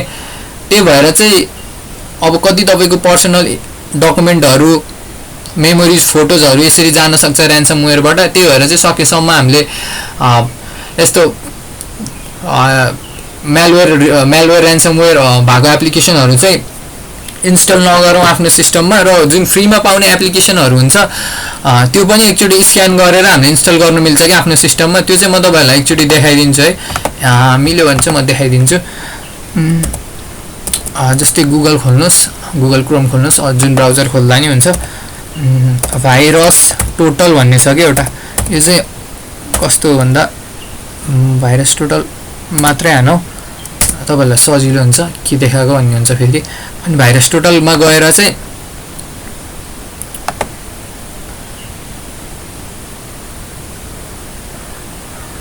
भाइरस टोटलमा चाहिँ अब तपाईँले यहाँ देख्नु सक्नुहुन्छ। यो चाहिँ कस्तो भन्दा यसले चाहिँ म्यालवेयरहरू डिटेक्ट गर्छ र कम्युनिटीमा एउटा सेयर गरे हुन्छ कि यहाँनिर चाहिँ अब तपाईँले कतैबाट फाइलहरू इन्स्टल गर्नुभयो XYZ वेबसाइटबाट त्यो फाइल चाहिँ त्यो कुनै एप्लिकेसन किन्नुपर्ने एप्लिकेसन चाहिँ फ्रीमा पाएको छु भनेर डाउनलोड गर्नुभयो त्यसलाई चाहिँ इन्स्टल गर्नुभन्दा अगाडि चाहिँ यसरी आफ्नो चुज गरेर चाहिँ यहाँबाट फाइलहरू जुन एप्लिकेसन इन्स्टल गर्नुभएको छ त्यसलाई सेलेक्ट गर्न सक्नुहुन्छ र त्यसले चाहिँ स्क्यान गरिदिन्छ क्या। त्यसले फाइल मात्रै नभई फाइलमा अब फोटोज EXE फाइल जे पनि स्क्यान गर्छ अनि यता URL मा पनि कुनै साइट छन् जसले चाहिँ तपाईलाई अब फ्रीमा सफ्टवेयरहरु दिने अघि मैले कुरा गरे त्यो त्यस्तो साइटहरु छ भने त्यो साइट पनि कतिको हार्मफुल छ वा छैन स्क्यान गर्न सक्नुहुन्छ र आफैले यहाँनिर सर्च पनि गर्न सक्नुहुन्छ के त्यो साइटहरुको बारेमा तपाईले अर्को ट्याबमा यसरी साइट खोल्नु भयो त्यो सफ्टवेयर डाउनलोड गर्ने र त्यही साइटलाई चाहिँ अब यहाँ सर्च पनि गर्न सक्नुहुन्छ यहाँ पनि पहिलेबाट स्क्यान भएको रहेछ भने पहिले स्क्यान भएको रहेछ भने चाहिँ देखाइदिन्छ है यहाँ पनि यसरी चाहिँ तपाईले यहाँ स्क्यान गरेर थाहा देखेपछि चाहिँ बल्ल यहाँनिर देखाइदिन्छ के भाइरसको सिग्नेचरहरु देखाइदिन्छ जस्तै मैले एउटा फाइल चाहिँ अब एउटा फोटो है यो चाहिँ यसमा देखाउला नदेखाउला मैले एउटा कन्फर्म अपलोड गर्दिए अपलोड भयो है यो चाहिँ यसले चाहिँ एनालाइज गरेर राखे के यहाँ ल एभास्ट यहाँ चाहिँ के युज भइराछ भन्दा एडवेयर यो जुन जति पनि छ यो सबै एन्टिभाइरसहरु एन्टी स्प्याम अनि एन्टी एडवेयर यस्तो सफ्टवेयरहरुको एपीआई हो के जुन चाहिँ यहाँ युज भइराछ यो साइटमा तिनीहरुले चाहिँ स्क्यान गरिराखे के यो जुन अघि मैले अपलोड गरे फोटो त्यसलाई स्क्यान गर्यो अब यो कुन कम्पनीको भन्दा देख्न सक्नुहुन्छ एबीजी को छ वैडु भन्ने छ बिट डिफेन्डर छ सीएमसी छ अनि फायर आई छ ट्रेन्ड माइक्रो छ यिनीहरु चाहिँ अब यिनीहरुले चाहिँ स्क्यान गरिरहेछ र यहाँ फाइलहरु चाहिँ अनडिटेक्टेड भनेर छ के यो चाहिँ सेफ छ भनेर देखाइरहेछ no engine detected this file भनेर देखाइरहेछ यदि यहाँ भाइरस भएको भए चाहिँ तपाईहरु यहाँ डिटेक्टेड भनेर डिटेक्टेड सँगसँगै त्यो भाइरसको सिग्नेचर हरु पनि देखाइदिन्थ्यो अब यसरी चाहिँ तपाईले यो फाइलहरु चाहिँ आफ्नो सिस्टममा इन्स्टल गर्नु भन्दा अगाडि चाहिँ तपाईले एकचोटी स्क्यान गरेर चाहिँ इन्स्टल गर्न सक्नुहुन्छ र अब हामी फेरि स्लाइडतिर जाउँ र कति केसमा चाहिँ तपाईको सिस्टममा पहिलेबाट एन्टिभाइरस सफ्टवेयर इन्स्टल छ जस्तै कुनै अघि एभीजी नर्टन सिक्युरिटी एन्टिभाइरसहरु अथवा विन्डोजले सुरुमै पनि एउटा एन्टिभाइरसहरु अपरेटिङ सिस्टम इन्स्टल गर्दा एउटा एन्टिभाइरस आएको हुन्छ त्यस्तो एन्टिभाइरसहरु इन्स्टल छ भने चाहिँ त्यसले पनि कति र्यान्समवेयरहरुलाई चाहिँ ब्लक गर्दिन्छ अब चाहिँ स्पाइवेयरको कुरा गरौँ पिक्चरमा देख्न सक्नुहुन्छ स्पाइवेयर भनेको चाहिँ अब तपाईलाई नजर राख्ने हो तपाईले के कामहरु गरिरहनु भएको छ आफ्नो कम्प्युटर आफ्नो सिस्टममा त्यो चाहिँ कसैले स्पाइ गरिरहेको छ कसैले चाहिँ नजर राखिरहेको छ यसले चाहिँ स्पाइवेयरले चाहिँ नर्मली हामीले गरेको कामहरु रेकर्ड गर्छ कम्प्युटरमा र कीलगर पनि राखिदिन्छ हाम्रो कम्प्युटरमा कीलगर भनेको अघि मैले एकचोटी भनिसके हामीले टाइप गरेको जति पनि जे कुराहरु टाइप गर्छौं कम्प्युटरमा त्यो सबै कुराहरु चाहिँ उले ट्र्याक गर्छ र एउटा फाइलमा सेभ गरेर चाहिँ अर्को लोकेसनमा पठाइदिन्छ अट्याकरलाई र स्पाइवेयर चाहिँ सेल्फ रिप्लिकेटिङ हुन्न यो चाहिँ अटोमेटिकली अब एउटा सिस्टमबाट अर्को सिस्टममा जाने त्यस्तो चाहिँ हुँदैन है यसलाई चाहिँ लो लेभल सोशल इन्जिनियरिङ युज गरिएको हुन्छ र यो स्पाइवेयर फैलाउनु पनि एउटा तरिका भनेको अघि भने जस्तै फ्रीमा पाएको एप्लिकेसनहरुबाट चाहिँ जान सक्छ जुन चाहिँ पैसा तिर्नुपर्ने थियो कुनै साइटमा फ्रीमा पाइयो भने चाहिँ त्यो एप्लिकेसनहरुमा स्पाइवेयर आएर चाहिँ एट्याच भएर आएको हुन सक्छ र अर्को चाहिँ रुट किटको कुरा गरौँ अब रुट किटको एबिलिटी भनेको चाहिँ यो चाहिँ यस्तो सफ्टवेयर प्रोग्राम हो जसले चाहिँ अपरेटिङ सिस्टमको कति कुराहरु कति सर्भिसेसहरु चाहिँ हाइड गर्दिन सक्छ के यसले चाहिँ एडमिन लेभलको सम्म एक्सेस पाउन सक्छ यो रुट किटले चाहिँ एडमिन लेभलको एक्सेस भनेको चाहिँ अब सबभन्दा ठुलो प्रिभिलेज हो विन्डोजमा अब लिनक्समा यसलाई रुट भनिन्छ लिनक्स र युनिक्स जुन म्याकहरुमा चाहिँ हामीले यसलाई रुट भनिन्छ र एडमिन लेभलको एक्सेस पाएपछि चाहिँ तपाईको सिस्टमको फाइल डिलिट गर्न पनि सक्यो तपाईको सिस्टममा अब के इन्स्टल गर्दिन पनि सक्यो यो रुट किट चाहिँ जस रुट किट इन्स्टल भएपछि चाहिँ रुट किटले चाहिँ अब भाइरस यो स्पाइवेयर एडवेयरहरुको लागि चाहिँ ढोका खोल्दिन्छ के एउटा माध्यमको काम गर्छ यो रुट किटले चाहिँ र यो रुट किट चाहिँ अब कसरी आइडेन्टिफाई गर्न सकिन्छ भन्दा चाहिँ यसले सुरुमा चाहिँ अब हाम्रो नर्मली देखिने फाइलहरुलाई म्यानिपुलेट गरेर नदेखिने कति अब जस्तै टास्क म्यानेजर खोलेर हेर्नु भयो भने कति सर्भिसेसहरु चलेको चलाइदिन्छ त्यो टास्क म्यानेजरमा गएर देख्न सक्नुहुन्छ र यसबाट डिफेन्स हुने भनेको चाहिँ सिस्टमलाई चाहिँ मोनिटर गर्न सकिन्छ के अब विन्डोजमा फिचर हुन्छ है त्यहाँनिर के चलिरहेको सिस्टममा भनेर आफ्नो सीपीयू को बारेमा अब आफ्नो अहिले के प्रोसेसहरू चलिरहेको छ टास्क म्यानेजरमा गएर हेर्न सक्नुहुन्छ र यदि कुनै त्यस्तो एप्लिकेसन भेटाउनु भयो भने चाहिँ त्यो चाहिँ अब त्यहाँ रुटकिट हुनसक्छ। त्यो रुटकिटलाई चाहिँ त्यो चलिरहेको एप्लिकेसनलाई चाहिँ तपाईँले चाहिँ सिस्टमबाट हटाउन सक्नुहुन्छ। ब्याकडोर भनेको चाहिँ ब्याकडोर नर्मली पछाडिको ढोका भन्छौँ हामीले यत्तिकै भन्दा। ब्याकडोर चाहिँ अब एक्चुअली तपाईँको सिस्टम ह्याक गर्यो त्यसपछि चाहिँ उसले एउटा ब्याकडोर छोडिदिन्छ जसले गर्दा चाहिँ त्यो अब तपाईँको सिस्टम चाहिँ सधैँको लागि त्यो एट्याकरको लागि खुल्ला भयो क्या। अब तपाईँले त्यसमा पासवर्ड चेन्ज गर्नुहोस् अथवा अरू सेक्युरिटीहरू लगाउनुहोस् त्यो ब्याकडोर चाहिँ त्यहाँ बसिरहन्छ र उसले अब एट्याकरले चाहिँ तपाईँको सिस्टम जति बेला चाहे त्यति बेला चाहिँ तपाईँको सिस्टममा फेरि इन्ट्री गर्न सक्छ कि। त्यही भएर चाहिँ अब ब्याकडोर चाहिँ यो रुटकिट वर्म्सहरूसँगै आएको हुन्छ। अब भाइरस म्यालवेयरहरू इन्स्टल गरिदिँदा एट्याकरले अब पछि पनि यो सिस्टम केही गरी त्यो भाइरसहरू सिस्टमबाट रिमुभ गर्यो भने पनि अब त्यसमा फेरि घुस्नु पर्यो भने पनि यो ब्याकडोर राखिदिउँ न त भनेर ब्याकडोरहरू राखिदिन्छ सिस्टममा। अब स्प्याम यो चाहिँ सफ्टवेयर बेस्ड सेक्युरिटी थ्रेट नै हो तर यसमा चाहिँ कुनै पनि सफ्टवेयर बेस्ड सेक्युरिटी थ्रेट्स नै हो इमेल पनि। तर इमेलको मतलब चाहिँ अब यो तपाईँको कम्प्युटरमा चाहिँ सफ्टवेयरहरू इन्स्टल गर्नुपर्छ भन्ने चाहिँ होइन। यसमा चाहिँ अब स्प्याम भनेको चाहिँ म्यासेजहरू सेन्ड गर्ने हो क्या। जस्तै अनलिमिटेड म्यासेजहरू तपाईँको इनबक्समा सेन्ड गरिदिने 1000 10,000 त्यहाँभन्दा बढी एसएमएसहरू चाहिँ तपाईँको एसएमएस अथवा मेलहरू चाहिँ तपाईँको सिस्टममा सेन्ड गरिदिने जुनमा चाहिँ अब हार्मफुल लिङ्कहरू हुन्छ जुन क्लिक गरेपछि चाहिँ हामी मेलिसियस साइटहरूतिर रिडाइरेक्ट हुने जसमा चाहिँ धेरै एडहरू चल्ने हाम्रो सिस्टमको डेटाहरू तान्ने त्यस्तो चाहिँ हुन्छ यो स्प्याम मेलहरूको थ्रुबाट नि। अब स्प्याम मेलहरू चाहिँ के हुन्छ भन्दा धेरै जसो अब माइक्रोसफ्ट आउटलुक जुन यो इमेल क्लाइन्टहरू हुन्छ यो इमेल सर्भिस प्रोभाइडरहरू हुन्छ तिनीहरूले चाहिँ क्लाइन्टलाई चाहिँ फ्यासिलिटी दिएको हुन्छ कि सुविधा दिएको हुन्छ जुनमा चाहिँ अब त्यस्तो इमेलहरू चाहिँ कति इमेलहरू सिस्टमले पनि डिटेक्ट गर्न सक्छ र एउटा जङ्क इमेल अथवा स्प्याम फिल्टर भन्ने हुन्छ कि एउटा तपाईँले याहू मेलमा लगइन गरेर हेर्न सक्नुहुन्छ अथवा आफ्नो जीमेलमा पनि लगइन गरेर हेर्न सक्नुहुन्छ। त्यहाँनिर चाहिँ एउटा स्प्याम भन्ने सेक्सन हुन्छ कि त्यो फोल्डरभित्र चाहिँ त्यो सस्पिसियस लागेको इमेल जुन चाहिँ मान्छेहरूलाई इरिटेट गर्नलाई अथवा बिजनेस प्रमोसनको लागि धेरै एडहरू चलाउने जस्तै फ्रडहरू गर्नलाई सेन्ड गरेको इमेलहरू चाहिँ डिटेक्ट गरेर त्यो स्प्याम फोल्डरभित्र लगेर राखिदिन सक्छ। तर कुनै टाइममा चाहिँ एट्याकरहरूले यस्तो स्क्रिप्टहरू यस्तो रियल जस्तो देखिने इमेलहरू युज गरेको हुन्छ जसले गर्दा चाहिँ त्यो कुनै टाइममा चाहिँ सिस्टमले डिटेक्ट गर्न सक्दैन र कुनै केसमा यस्तो पनि हुन्छ रियल इमेललाई पनि हाम्रो यो इमेल सर्भिस प्रोभाइडरहरूले चाहिँ स्प्याम जस्तो डिटेक्ट गरेर चाहिँ स्प्याम फोल्डरमा लगेर हालिदिन्छ। त्यही भएर हामीले चाहिँ मेलहरू चाहिँ चेक गर्न सकिन्छ क्या। स्प्याम फोल्डरमा गएर केही गरी जेन्युन इमेल पनि स्प्याम फोल्डरमा परेको छ भने चाहिँ त्यहाँबाट हटाउन सकिन्छ र यदि कुनै स्प्याम इमेल चाहिँ इनबक्समै आएको छ भने पनि त्यो एकचोटि हेरेर राम्ररी भेरिफाई गरेर चाहिँ त्यसलाई फेरि स्प्याममा फाल्न सकिन्छ र एकचोटि स्प्याममा फालिदिएको इमेल चाहिँ मेल चाहिँ जुन इमेल एड्रेसबाट त्यो इमेल एड्रेसबाट चाहिँ अब फ्युचरमा चाहिँ जुनसुकै मेल आए पनि हाम्रो इनबक्समा नआइकन त्यही स्प्याममा नै बस्छ कि स्प्याम फोल्डरमा नै बस्छ। एकचोटि त्यो इमेल एड्रेसबाट आएको मेल स्प्याममा पर्यो भने चाहिँ। अर्को छ पासवर्ड क्र्याकिङ र हामीले चाहिँ आजकल पासवर्डहरू टाइप गरिरहेको हुन्छौँ दिनमा कति टाइम अब लगइनहरू गरिरहेको हुन्छौँ हाम्रो सोसल साइटहरूमा अथवा हाम्रो मोबाइल ब्याङ्किङहरूमा लगइनहरू गरिरहेको हुन्छौँ र यो पासवर्ड क्र्याकिङको एउटा सजिलो टेक्निक भनेको चाहिँ अब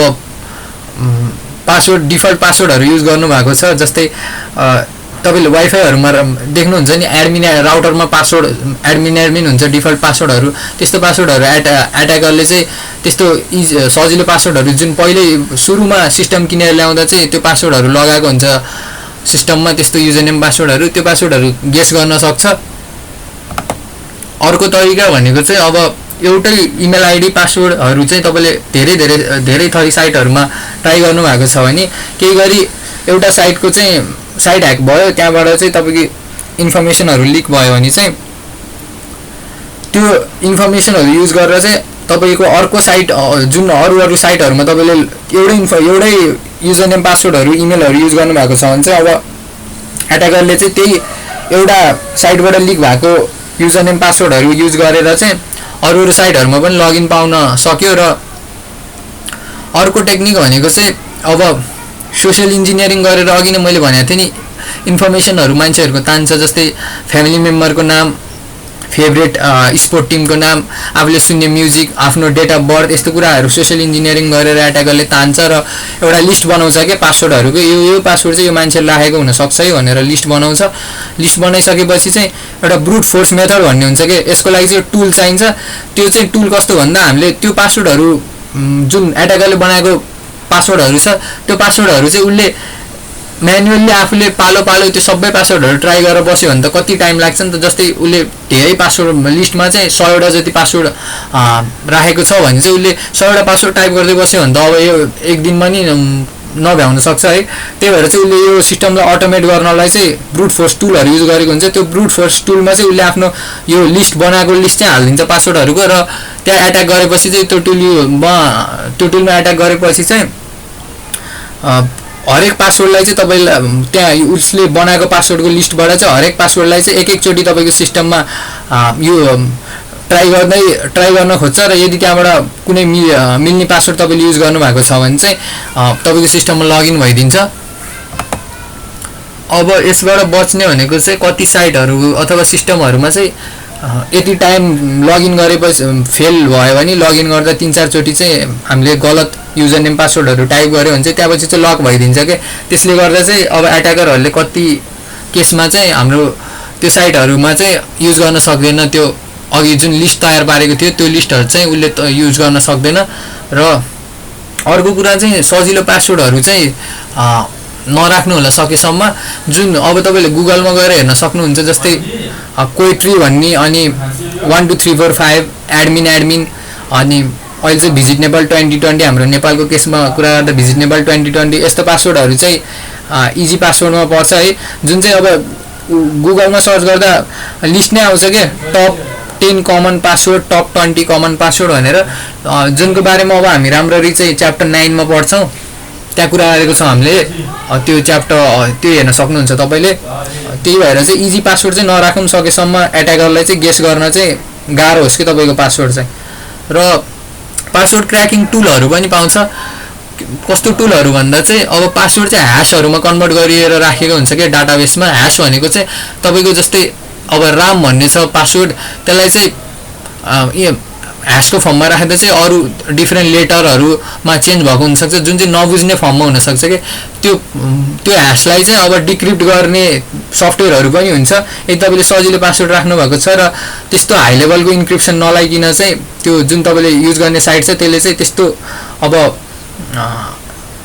हाई लेभलको इन्क्रिप्सन युज नगरिकिन लो नर्मल इन्क्रिप्सनहरु युज गरेर पासवर्ड ह्याशमा राखेको छ भने चाहिँ उले त्यो ह्याशहरु पायो भने पासवर्डको ह्याशहरु पायो भने पनि पासवर्ड क्रैकिङ टुलहरुबाट चाहिँ उले युज गरेर पासवर्डहरु क्र्याक गर्न सक्छ। र पासवर्ड क्रैकिङ टुल चाहिँ इल्लिगल हो भन्ने चाहिँ हैन है। यसको केस यो चाहिँ मान्छेको मेन्टालिटीमा भर पर्छ कि उले राम्रो कामको लागि युज गरिरहेको छ कि नराम्रो कामको लागि युज गरिरहेको छ।